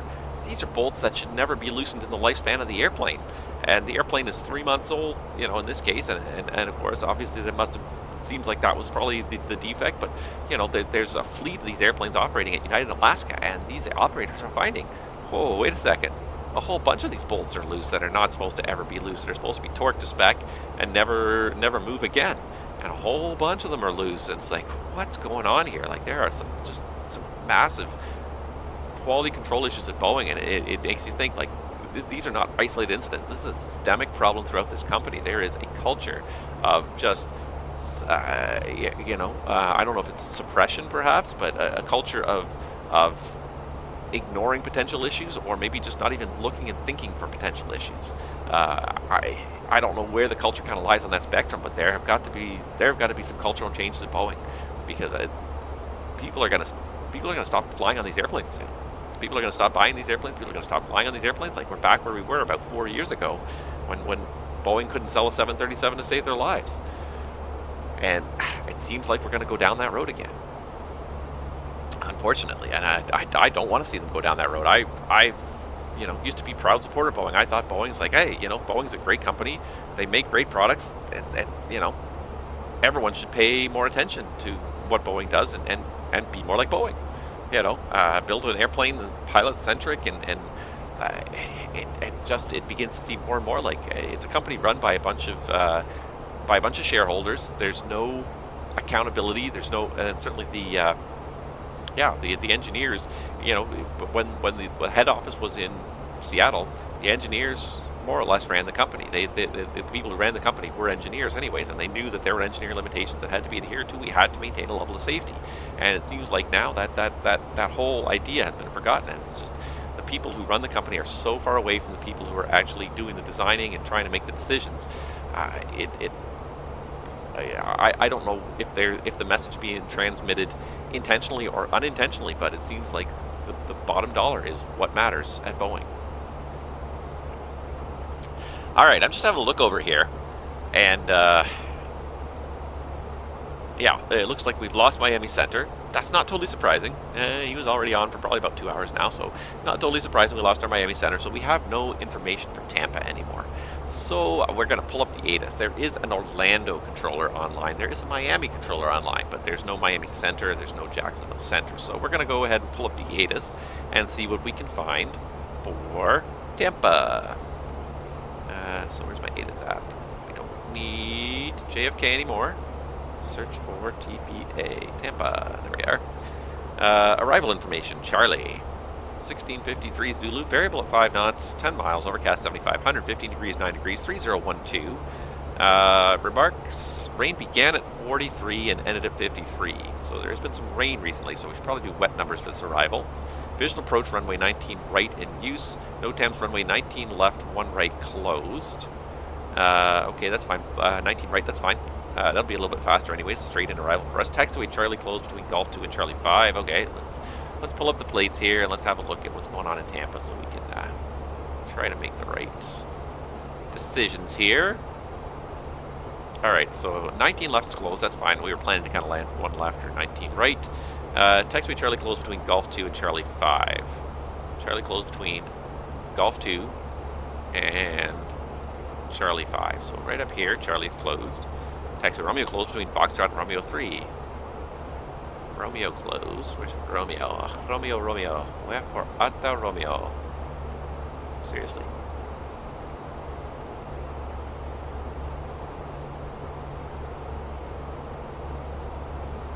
I'm apparently blind here. Oh, here's Romeo. Romeo's on the ramp here. Okay, I see it here.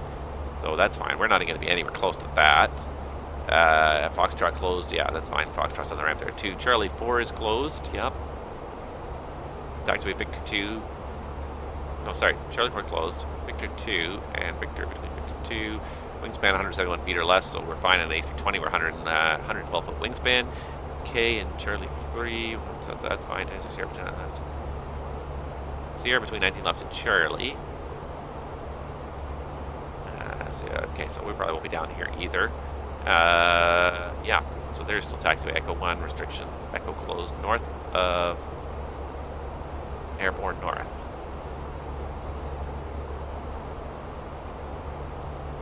So maybe that's part of Echo there. So there's construction happening over here, but we'll be landing over here. We'll be taxiing in over here. I believe we park at Airside Alpha. I'll have to look up a gate for my JetBlue arrival here, but I believe we park at Airside Alpha. So we'll be setting up for that. Yeah. Just before I set up here, my coffee has gone right through me, so I'm going to have to take a step away from the flight deck for about 2 minutes here. Hopefully we don't get any more autopilot disconnects while I'm gone. But yeah, so I'm going to step away from the flight deck for about the next two minutes or so. Just a quick little break. Watch your ears on that one. Pull that down a little bit there so it's not obnoxiously loud. And yeah, I will be back in just like 2 minutes, guys. Just gotta get myself ready for the arrival, and then we'll get this whole thing set up in 2 minutes. So just stick with me, guys. We'll be back in just a minute here.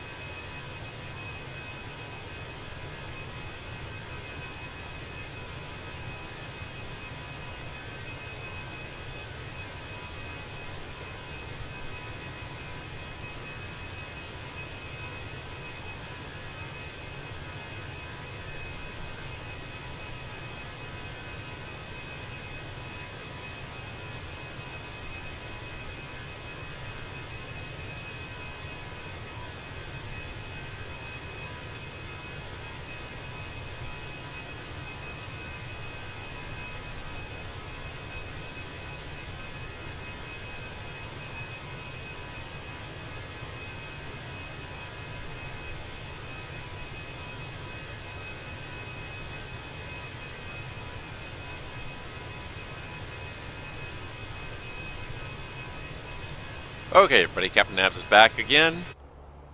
My apologies for a little break there. Yeah, that coffee just went right through me. So here we are again.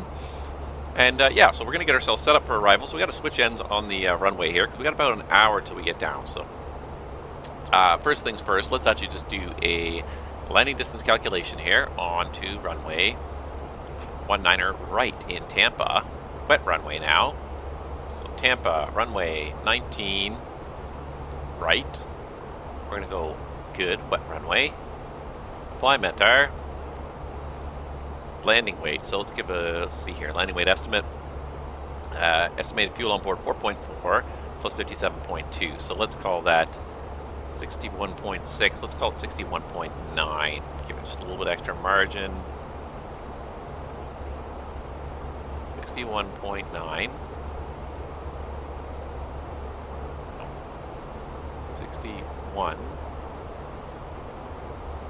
61.9. There we go. Low auto brake, no reverse, manual landing, flap full, auto thrust on. 7310 feet on a runway of 11,000 feet. So yeah, lots of room. I realize I'm not on here again, so let me just bring myself back on there again. There we are. Hello. All right, there's Twofold. There's Banff. That's the start of the arrival there. So we got lots of room to land here. Quick status check. Center tank pumps unusable. Yeah, center tank fuel unusable. We didn't have any fuel in the center tank to begin with, so that's fine. Maybe we'll do a quick little just a check there at Twofold just to make sure. So 1736 with 6.1 in the tanks. 1736 with 5.1 in the tanks. No, 6.1. 6.1. Okay. So we're falling a little bit behind schedule here, but we are making fuel. We're 500 kilos up. So what we could do, it's not going to make much of a difference now. We could go for cost index 100. Look at that crosswind. That's why we're kind of losing out here. That's a big crosswind we got going on right now.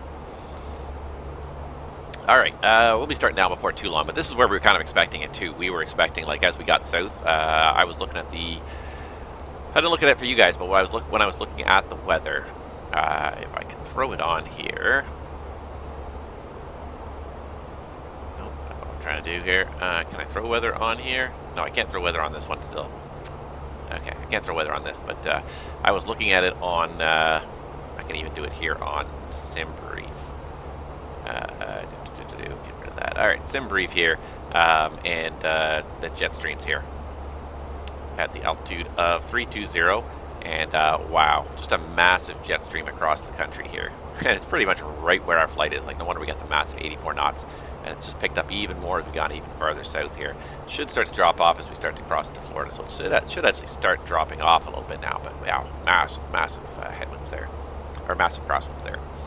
Okay, so let's get this thing all set up here for the arrival. So we've got the Dade's arrival, so let's just follow through in the plan. Let's make sure we're in constraints mode plan. Wouldn't it be nice to have an EFIS panel that I could just adjust this stuff here? All right, so we're doing the arrival through Banff. So after Banff, it's Corey, Capo, Edison, Olean, Marvie, Coco, and then Dade's, we turn to the right, and I'm assuming it's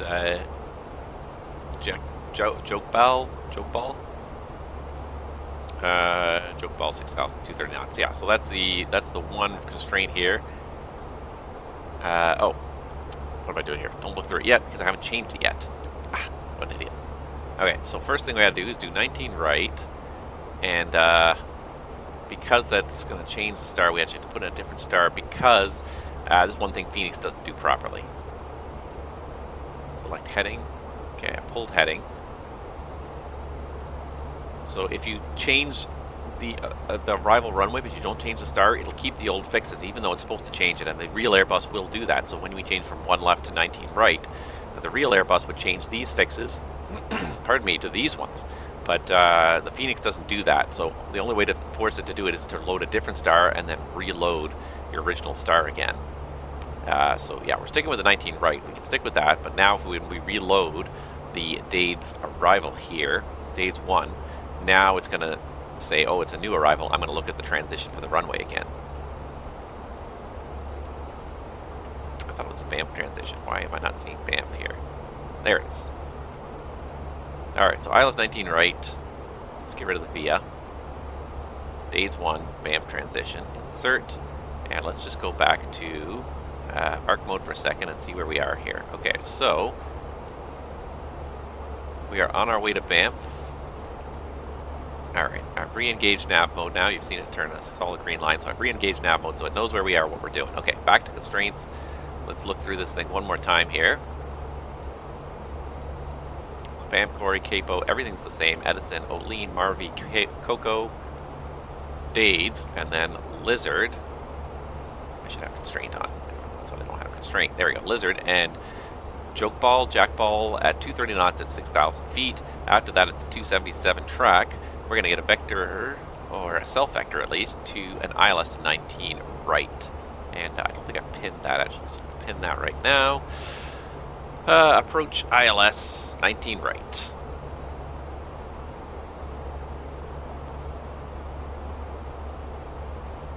Alright, so now we've got the ILS to 19 right here. Perfect. Alright.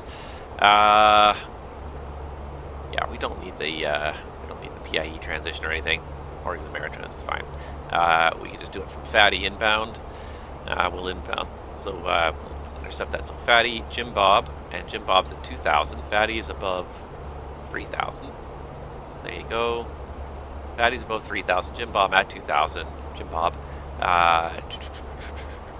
And then the missed approach, 500 feet, climbing right turn 3,000 direct to PIE and hold. 500 feet, then PIE, 3,000 feet, hold.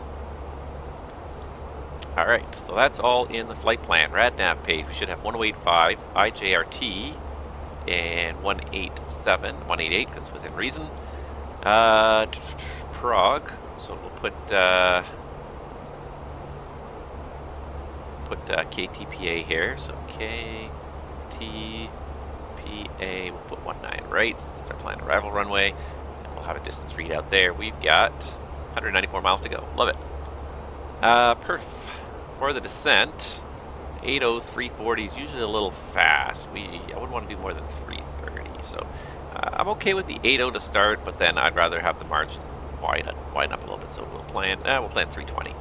That gives us a nice wide margin below VMO. Let's see here. Where's my ATIS? I lost it here. Where's my ATIS? Alright, so it's altimeter 3012. 3012. Temperature is 15 degrees and wind's variable at 5. So what I'll do is I'll do a 5 knot tailwind. It's kind of a worst. Well, actually, no, I shouldn't do that.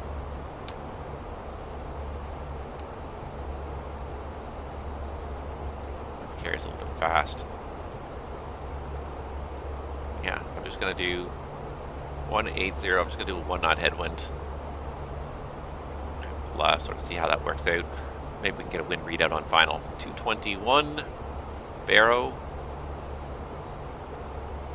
And the missed approach is 3,000. So 3,000 for the acceleration and the engine out acceleration. Alright, we've done all that. Perf is good. Fuel predictions showing 1.9 extra. We got a lot, so we're going to land with 4.8. That's plenty. We can definitely go to Miami, but we can do a couple of approaches before that. Secondary. Oh, I never even recopied the secondary. Okay, so let's do secondary. Let's copy the active.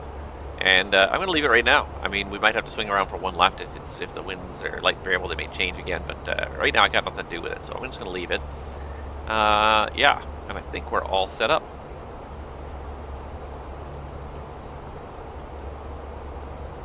You have control.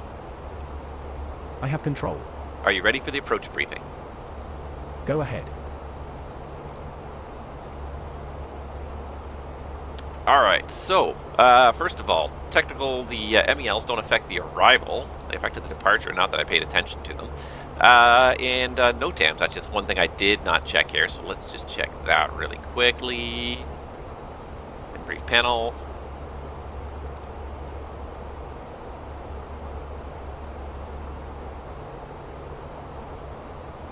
Miami, so that's the alternate. So here is Tampa. Alright, so we got lots of taxiways closed on the Charlie side here. Airport wildlife hazard, coyote. Large wingspan aircraft, definitely can't go on the east side of the airport. Runway, 1 right, 19 left, that's fine. 19 right, PAPI's unserviceable. Approach lighting system unserviceable except medium intensity on constantly. Okay. Approach procedures, let's see here. 19 left, 1 right, that's not affecting us. We're looking for 19 right, anything for 19 right. 19 right circling categories, we're not going to do circling. And star, Tampa star. Okay, 84 arrival, that's not us.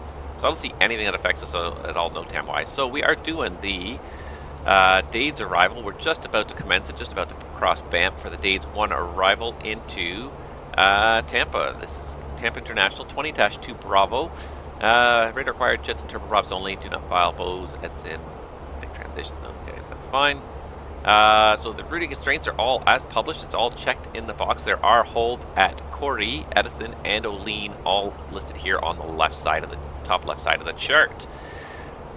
Transition is going to be the self-vector, unless we get some ATC, onto the ILS 19 right in Tampa, 21-4. IJRT 1085 and 187, that's all auto-tuned on the RadNav page. Jim Bob at 2000, the ILSDA of 221, and I did put that in, right? Yeah, here it is, 221 right there. Let's see here. The missed approach says published or otherwise signed by ATC. Top altitude for that's 3,000. The MSA is 2,700 feet. All sectors around the St. Petersburg VOR. Yeah, we're gonna self vector to towards Fatty. Maybe do a direct Fatty and intercept the localizer there at 3,000. Go down to 2,000 for Jim Bob if we need to catch the glide slope. When we land on runway 19, right in Tampa, we're going to plan to touch down in the optimal touchdown zone, which should be from the aiming points to the 500-foot marks thereafter, I believe, for an FAA chart. And we'll set our touchdown point limit as the end of the touchdown zone. We'll take a convenient left turn off the runway. Probably Whiskey 4. If we get Whiskey 4, great, because that kind of leads us right into Juliet for the other side. If we miss that, Whiskey 3 back around. We're going to a gate over on the airside Alpha for JetBlue. I don't know what gate we're going to. We'll figure that out in a minute.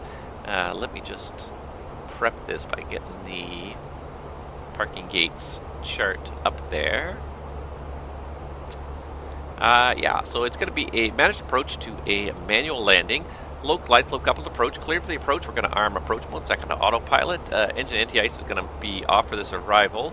Auto brake, we figured out that low is adequate. We'll use reverse full initially to decelerate. Once the aircraft is decelerating, we'll bring it back to idle reverse and a config full landing. I'll disengage the autopilot once we're established on final. The aircraft is, or landing is assured. There's no traffic ahead. We'll have to make calls on Unicoms. Is threat number 1. There is no ATC at this time, and we will need a gate. So let me just get that, just so I can get that out of the way. So let me just pull a JetBlue flight from JFK. Come on, you can do it, computer. To KTPA. So just pulling up on my other computer here, and JetBlue flight. En route and on time. 2725 is actually the flight number. It's actually en route right now, and I think it's a tiny bit far behind where we are. Just a tiny bit, but it's very close. They might even be just past days. Oh my god, that's hilarious that they're on the same route, on the same flight number at the same time. And we're going to go to gate Alpha 10 in Tampa. So Alpha 10 is over here, airside Alpha 10. Pretty much almost just before the middle, just south of the middle of the building on the east side there. So we're airside 10 is where we're going. So if we taxi up Golf, we shouldn't be able to miss it. We'll be sure and set that before we start down. Other threats for today, there has been some recent rain. It stopped raining, but the runway is probably still wet. We've mitigated that with wet runway numbers. The crosswind is non-existent today. It's just a light variable wind. I would say the other threat really at the end of the day is a runway change. Just if the winds pick up out of the north at all, then we might get shifted around to 1 left. So I feel like it's very reasonable to put 1 left in the secondary. So let's do that. Let's just mess up the secondary completely here. So we're going to do the ILS to 1 left, and we're going to do it. We're going to put Bullfrog 2 in there initially, and then we're going to go arrival 1 left and change the star back to the Dade's arrival. Banff transition. And let's see how the secondary is looking here. So we're on our way from Banff to Corey, so it looks like the secondary will track with us. And since we're doing that, let's also just set up the rest of it so we can do a really quick swap and we're not hard pressed. The whole idea is just whenever you can, do stuff ahead of time. So if there's something you think might happen and you can set up some stuff ahead of time, like we can put in the performance data for 1 left, let's do it. So 1 left, the minimums are 211.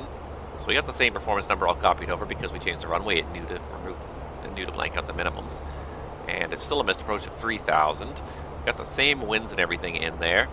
Let's see here. We won't be able to determine if it's going to activate the ILS properly, but the other thing we can do is just go through the secondary and make sure that all the waypoints seem good. Marvy, Coco, Dades, Lizard, Lissaf, Guzda, Borscht, Jetstream, J-stream and manual leg change up to PIE, Lagoo. It's a little bit much, but Salmon. Yeah, so it's all in there for one left. So at the very least, we can do a really quick activate and set ourselves up for one left very quickly without having to do a whole lot. We can do a quick briefing about it. We can do it now. The star stays almost the same. There's a little change to the star at the south end there. We go down to Jetstream at 5,000, Force to 210, and Jetstream at 210 at 5,000 as well.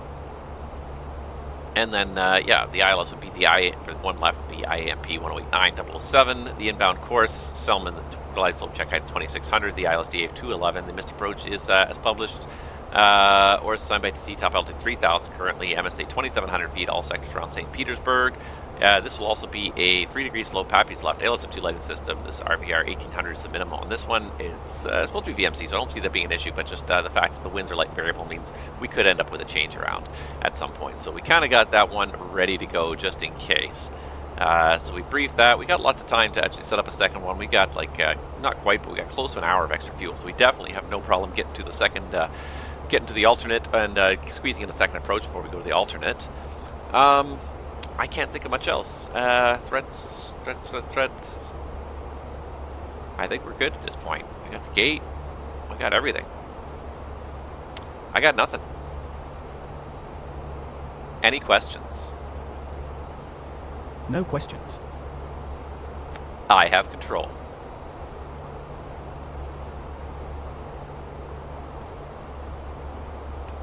You have control.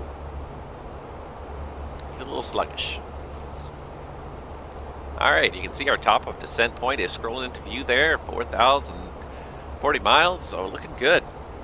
If you guys got any questions, now's the time to ask before it starts to get busy on the way down, but looking pretty good. I don't see any ATC online, unfortunately for us. There is Orlando. It actually seems to be something going on over there, because they got Orlando approach, they got Sanford ground tower, and they got Orlando executive ground tower. And down in Miami, there's just an approach controller. But there's some stuff happening in Florida, but not where we're going. That's just the way it is on VATSIM some days. Seems to be most of the days that I fly, that's the way it is on VATSIM. But so if there's anything else you guys want to talk about, please bring it up now. Otherwise, we'll carry on. Yeah. Regardless, Happy New Year, Happy 2024, everybody. I know it's already 2 weeks into the new year, but Happy 2024. I hope everybody had a happy holiday season. I definitely had a good holiday season, but it was just very hectic. That room renovation I did before we started the holidays was a little bit much.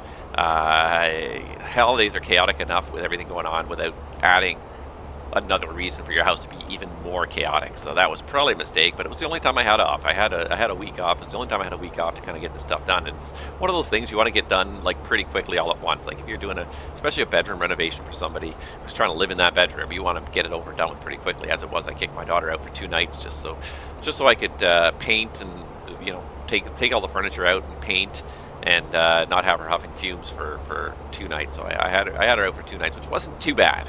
Wasn't too bad, all things considered. It was nice to get it all done quickly because, yeah, her stuff was just scattered all over the house. Boxes and bags and bins everywhere.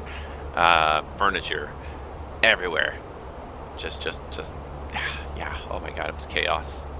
And then just finished it up, and then guess what? Christmas 1, 2, 3, and 4. We had 4 Christmases to go to. 4 straight days of Christmas, the 23rd, 24th, 25th, 26th. By the time the 27th rolled around, I was going back to work. I was like, oh, thank God. I am ready to be back at work. It was too much work and too much Christmas.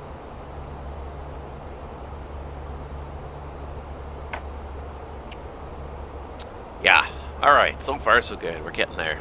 But it was definitely good. Santa was good to me. It's quite. The Thrustmaster Sidestick was completely unexpected. It was very pleasant, but completely and totally unexpected. I was not expecting that. It was good though. It's nice that you can still be surprised sometimes in life because you get to a certain age and life becomes so predictable that it's nice when you can be surprised. That's why I was kind of, like case in point, like my father. Every year I tend to buy him books. He loves to read. He does love to read, and he doesn't complain. I don't think he would even if he wasn't unhappy about it. I don't think he would complain because he likes books. He likes reading.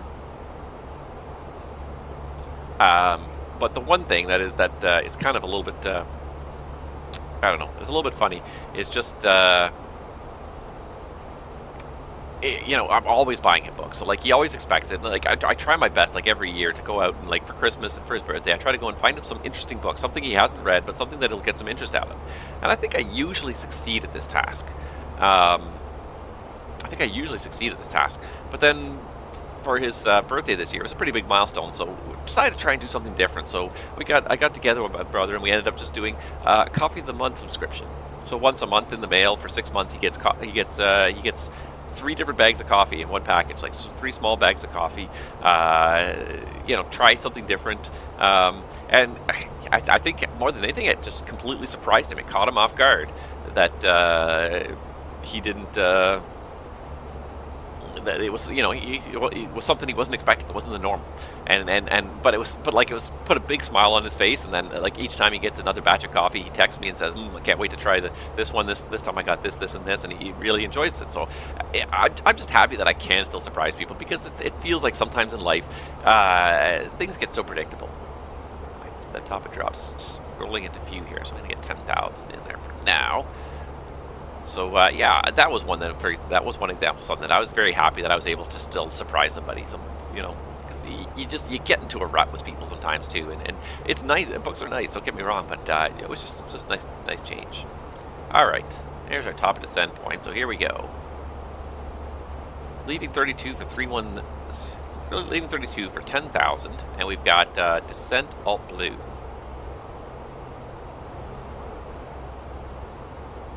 Alright, hopefully nothing's going to go wrong. The other day, just yesterday in fact, actually, I did a flight in the Phoenix. I did about a 3-hour flight in the Phoenix. And I kind of left it for a little while. And during the climb out, we had a failure. We had an IDG oil failure, an IDG oil overheat. So we had to disconnect the IDG in the Phoenix. So that just came up automatically. That was just like a random failure. I have random failures triggered, and that just came up automatically. There's thrust idle.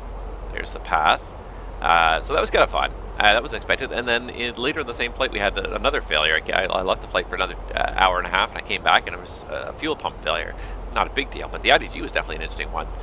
Just something that you don't see come up. Like, the ones you see come up in the Phoenix over and over again are Phoenix faults and computer faults. The ELAC fails or the FAC fails. You see those ones all the time. Even when you're doing random failures, you see those two all the time, and you don't see a whole lot else. It's kind of nice to see something different once in a while, but you don't see those ones a lot. So I was happy to see something different come up, and I'm hoping that different things will come up over time. Unfortunately, it's not very many people watching today, and you guys are not very chatty at all today. So kind of foregoing the inserted random failures. I'm not going to insert random failures. Minimums. I'm sorry. What now?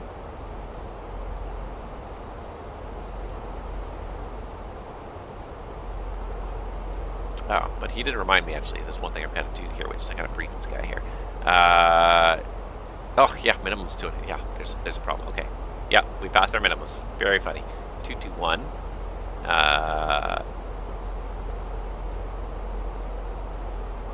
Yeah, airport elevation, I believe, is 11. LS is required. Autoland, no, there's no ILS. Yes. Runway, wet. Okay, that's good. Okay. Alright, so we're on our descent. Let's go back and check this ATIS again, because it's probably just refreshed now. Did we had Papa before? Yeah, now we've got, no, we had Charlie. Now we got Arrival Delta. 080 at 6. So let's go ahead and put that in the performance here, so at least it's something for it to crunch on. 080 at 6. 10 miles, overcast 7,500, 16 degrees, 3010. 30.10.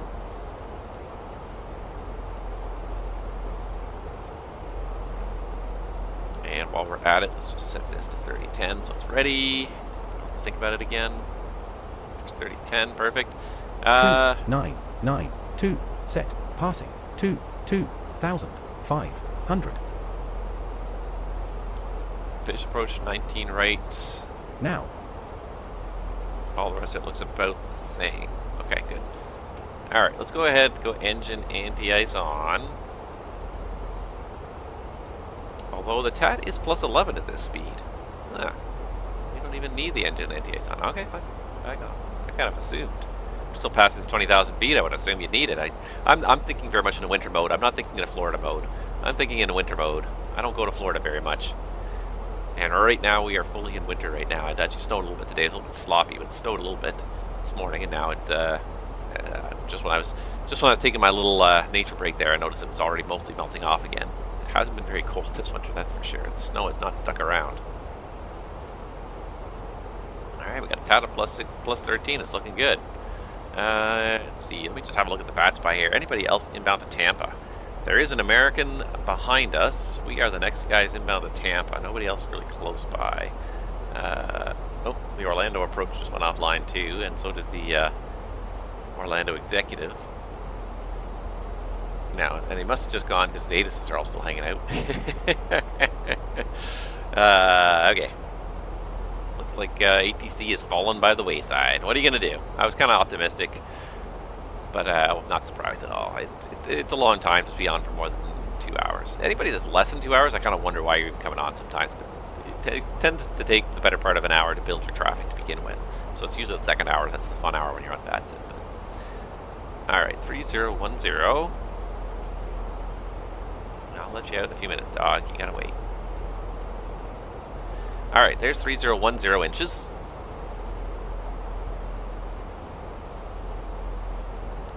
Alright, and so we're gonna set 6,000, which was the bottom altitude on the star here. There's Olean. Kind of see the start of the approach coming into view there. Alright, and how are we looking speed-wise? TAT is plus 19. TAT is golden. Might put the belts on right now, just because it's going to probably be bumpy through this.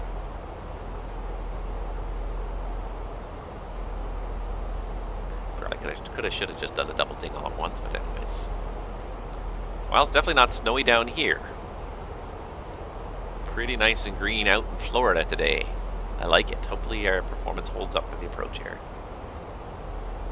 Alright, we're right at the top of the window here too, 340 knots.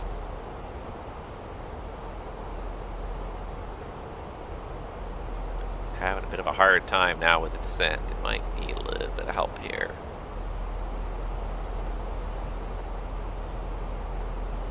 And she's right at the top of the window there at 340 knots, and she's still having a hard time keeping on the path. Just help it out with just a hair of speed brake here. Just this pressurization window would stop coming up. That's one thing Phoenix has got to fix, is it has this little pressurization glitch every once in a while. The pressurization will suddenly shoot up, and so the screen will pop up and never go away again. And it's never any problem. It's just momentarily for a split second there was a drop in the incoming air, and the cabin pressure started going, or the cabin altitude started going up. It's very, yeah, awkward. Most stuff in the Airbus has to happen for 2 to 3 seconds before it gets acknowledged.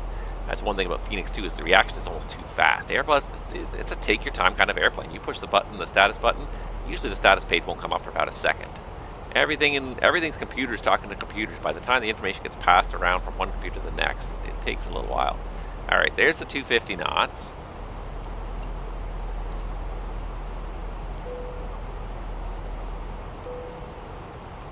Alright, and let's get the LS button on there. I can do that with my Expedite on my MiniFCU. Yeah. Approach checklist. Barrow ref. 3010 set. 3010 set. Seat belts. On. Minimum. 221 feet set. Auto brake. Low. Low armed. Engine mode selector. Normal. Approach checklist completed. Speed limit exceeded. Yep, I see that. I had the speed brakes out. I should have been more on it. I was too busy focusing on the checklist at that moment. That's my bad.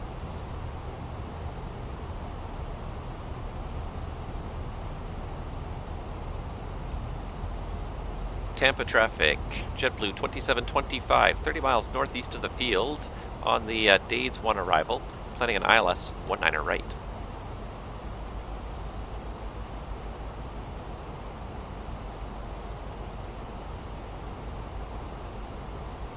Alright, so we're going to descend to 6,000. I love this mini EVIS panel here too, so I can just, instead of using the mouse, I can just click it. Oh, wonderful. Wonderful. Alright, things are looking pretty good here. It's a little bit dreary under here. A little bit dreary underneath the cloud deck here. I might actually turn that down just a notch. Alright, here goes Dades, Lizard. We got to cross Joke Ball at 6,230 knots. And after that, it's a self-vector.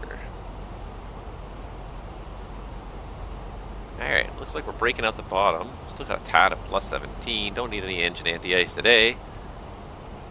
Hello, Florida. It's definitely looking nice and green down here. Like it. There's Tampa Bay up ahead there, so we're looking pretty good.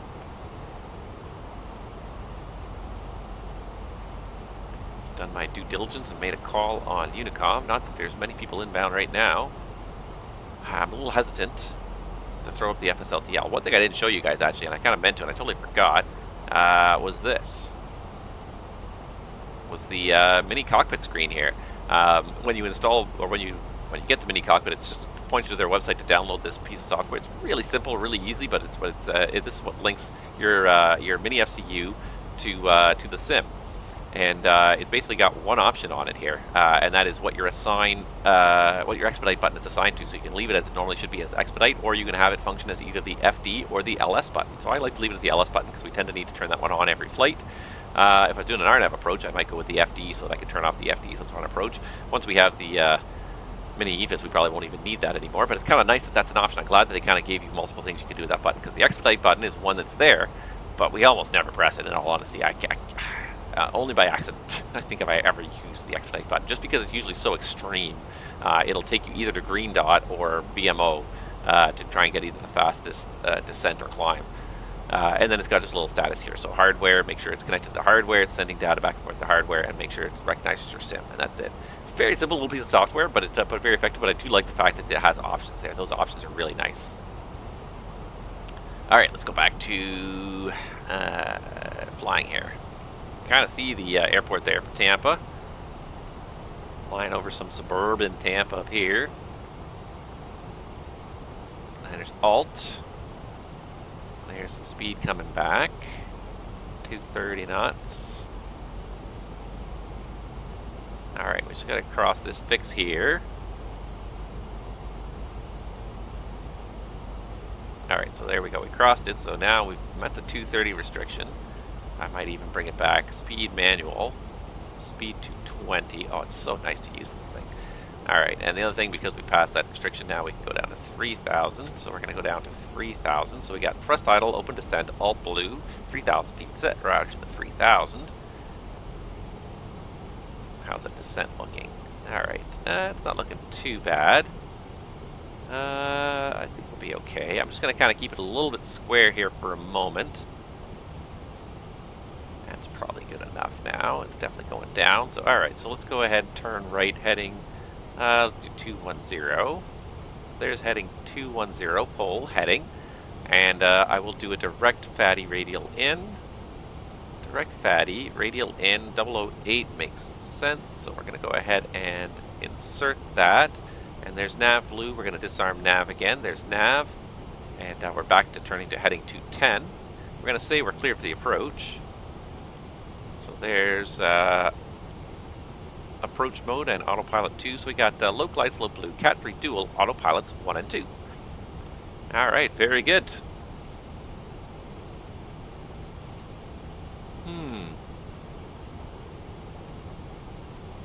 Let's get even a little more margin under that. 210. There's the green dot speed pretty much as well anyways. Perfect. Love it. Everything's looking good here. We're going to join just outside Fatty. Looks like we're going to be at 3,000 feet here shortly. Able to configure. I love it. I'm just going to have to pull myself just a little closer to my desk. The trouble with rolling chairs and rudder pedals is sometimes you push yourself off the rudder pedals. I like a rolling chair, but it's just a little bit weird. And it's just a little bit weird to try and fly an airplane off one. push the rudder pedal too hard, you just end up moving backwards instead of moving the rudder pedal forwards. Alright, I think approach phase is already active, is it not? Yeah, it is, so I don't need to tell them to active approach phase. Alright, this 3400 is hitting 3000.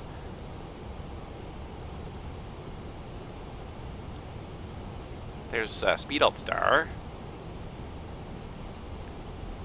Flap 1.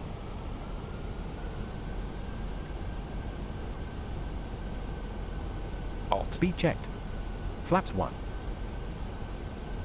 Alright, no change status, remove status. Remove status, there we go.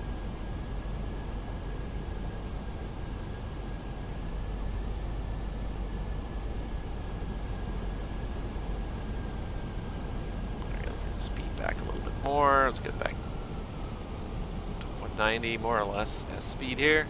Speed 190, Lodestar. Yeah, Lodestar. Making a call here, 10 miles final. Hello, Florida. Man, it's just such nice scenery. It looks so good. Loke. Alright, definitely got the airport in sight with the visual anyways as well.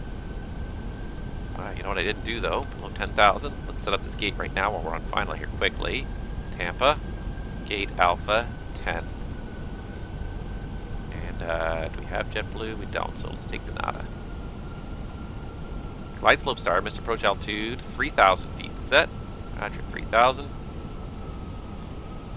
Flaps 2. Speed checked. Flaps 2. Alright, so we'll go 180. Glide slope.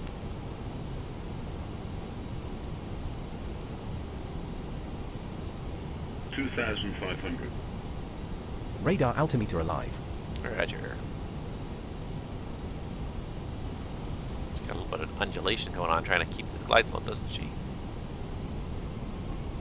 A little bit nauseating almost.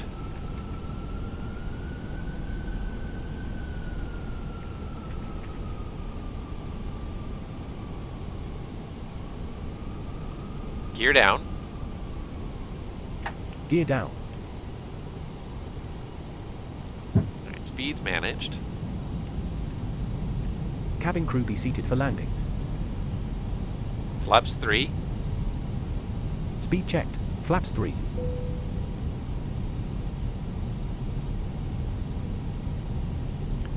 Flaps full. Speed checked. Flaps full. Tampa traffic, JetBlue 2725, 5 miles final, runway 19er right. Checked. Landing checklist. ECAM memo. Landing no blue. Landing checklist completed. Well, that was easy. Alright, here we go. She seems to be stabilized here at VAP. What do we got? We got VAP of 136. So yeah, she's pretty much right there. Straight cross one, that's what I expect. Roger. Alright. 1,000. Do I dare disengage the autopilot early here? Landing is assured. I'd say there's no traffic ahead. She seems to be fairly stable. Alright. I'm gonna take the autopilot off here. Cat 1. I do find that, like, I feel like it's more responsive having the side stick than having the yoke, because I think you're moving the side stick more than you realize. You're not moving it very far, but it's a greater range of travel than you get with a yoke. Or not, but for like a greater percentage of its range of travel.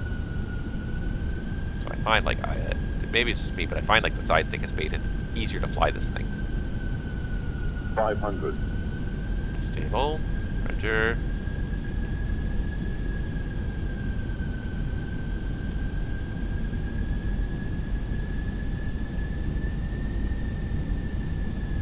Land.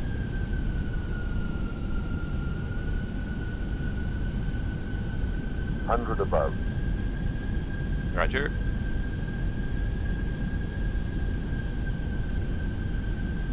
Minimum. Continue. Checked. 100. Glide slope. 40. 30, 20, retard.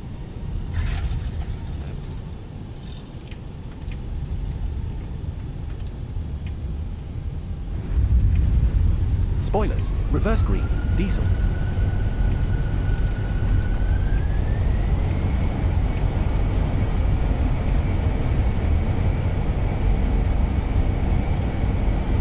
$70 knots. Manual brakes. Well, that was a bad approach at the end there. It's okay, and then it sort of, we fell below the glide slope, and I pulled up and leveled it right out, and it just sort of started to float at that point. So, not the best landing I ever did. Not the worst either. I do think it has made it better, though.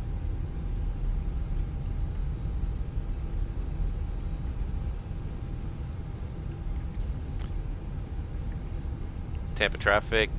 JetBlue 2725 is clear of runway at 19 right, taxiing to the terminal. Alright.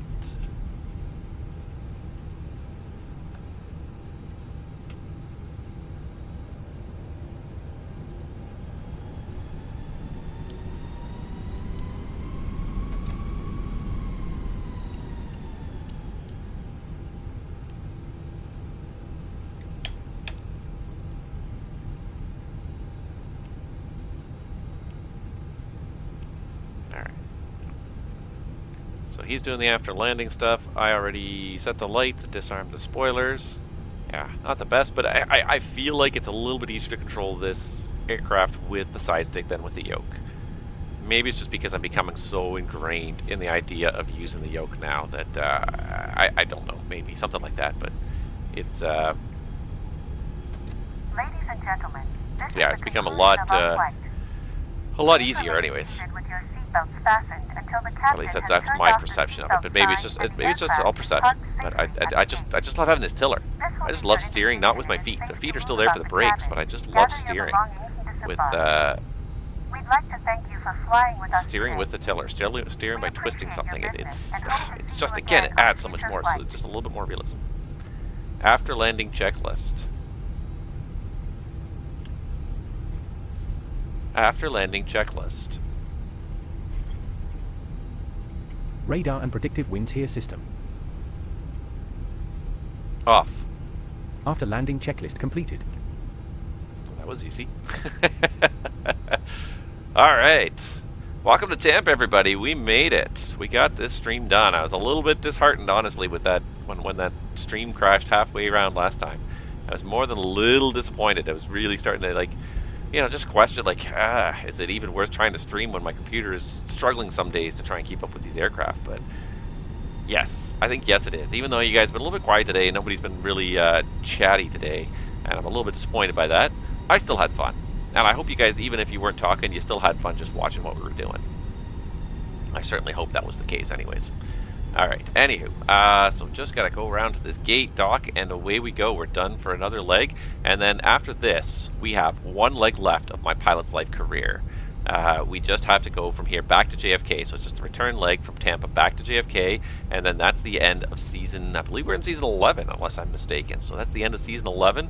We'll have to pick up another season for the Airbus. The one thing that's disappointing me, and the one reason I'm not in a big rush to get this season done, is because I want to fly another season with JetBlue, flying the bus, but this time I would like to have the option, and probably more often than not, I would like to pick out the 321. The 320 is nice, but I feel like the 321 is the ultimate statement of this platform, of the Airbus A3. Ooh, easy there. The Airbus A320 platform. I think I just think the 321, it's a beast. The thing is a beast.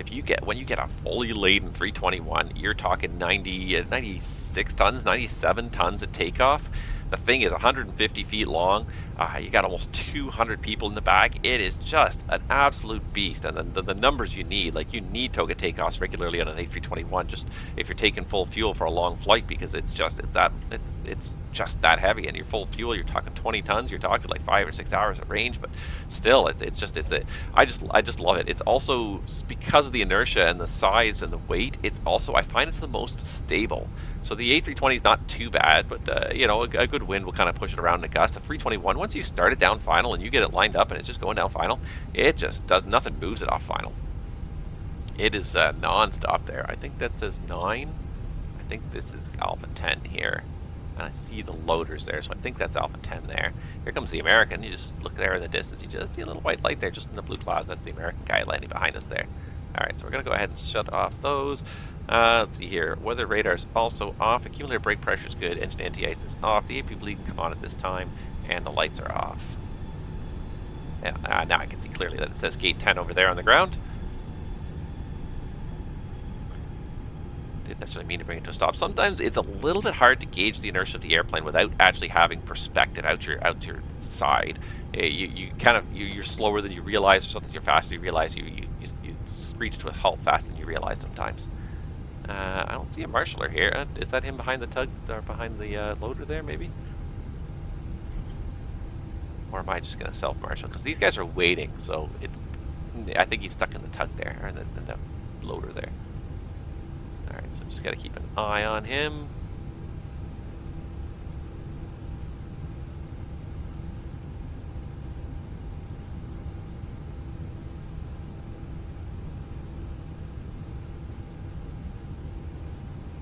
Alright, park and brake.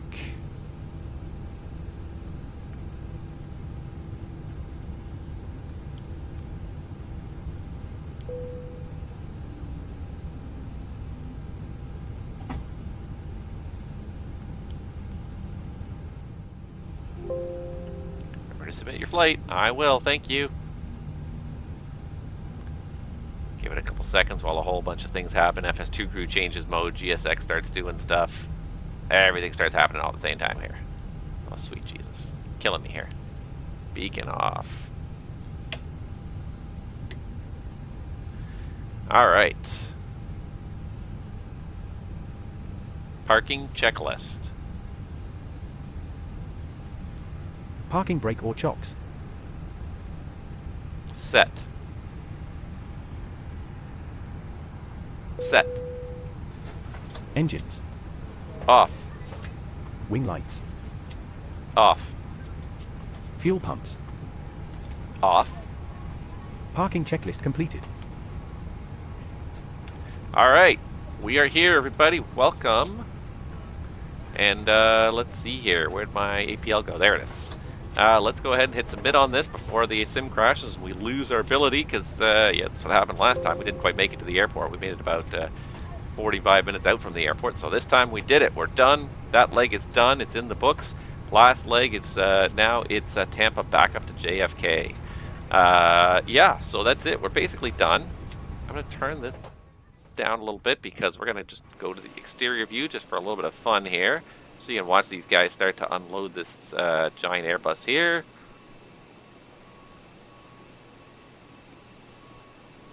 There you go. Yeah, but let's talk about our pilot's life career here. So I'm just going to pause this as well so it stops moving so much. We're getting there. We're getting there again. We're making some progress in our career. We've got 3,400 experience points now, so not bad. 5,000 is the next promotion, so we still got a ways to go. We still got lots of hours to go, but we're slowly accumulating them more. For those of you that don't remember, we did buy some training to get us some extra experience points. Our experience points are accruing a little bit faster. We got a little bit less than 900 and a little under $1,000 in the bank account, which is not bad. We get to 2,500. I think we can buy. I think we have to get to 5,000 now to buy the next things from the shop. Yeah, I think 5,000. Oh, yeah, we did these ones already. So 5,000 will be the next training, or we could increase our pay by paying $5,000 for some financial education. So there's a couple things we can do there. We definitely have something to save our money for, but we're not a big rush for that. The other thing is, of course, we do have our dashboard here. I did get some salary income credits here. I got $133 for one flight, $127 for the flight to JFK. I think it was from New Orleans. And then I did get a friend request, so I am going to go and answer that right now on the community page and say, yes, absolutely, I will take all your friend requests. A couple interesting things I noted, actually. There's some new tools that are that have been added to this here. So I'm just going to accept this guy. Done. Friend requests are good. And so I thought it was kind of, there's some kind of neat stuff happening in here. So there's a tool in here now.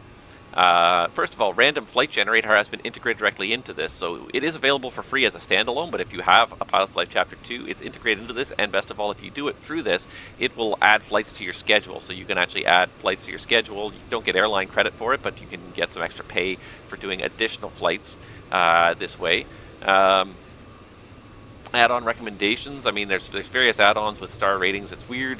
Recommended by APL staff. See what they recommend. Of course, they recommend Simbit World. Some average stars. Submit your own recommendation, or rate this add-on. So yeah, we can give this add-on 5 stars. I really like this add-on.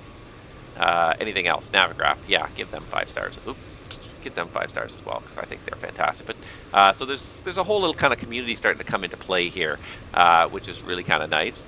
And I'm going to give the Fenix A320 5 stars. I'm going to give SimBrief 5 stars. I haven't done this yet before. I didn't even really look at this before, but it's good to give some good stuff, some good ratings here. What's really kind of neat is installed add-ons in MSFS only. So you can actually scan your community folder when you run the sim, and you can actually see a list of all the add-ons that are being loaded and sort them and look at them, different, sort them by type, developer, etc. See different things. So you can start to see all these things. So you have all sorts of liveries, various add-ons, different airports I've got, some payware, some freeware, liveries, sceneries, aircraft, all sorts of stuff in here. So it's kind of neat. You can sort it out by aircraft if you just want to see the aircraft you've got installed here.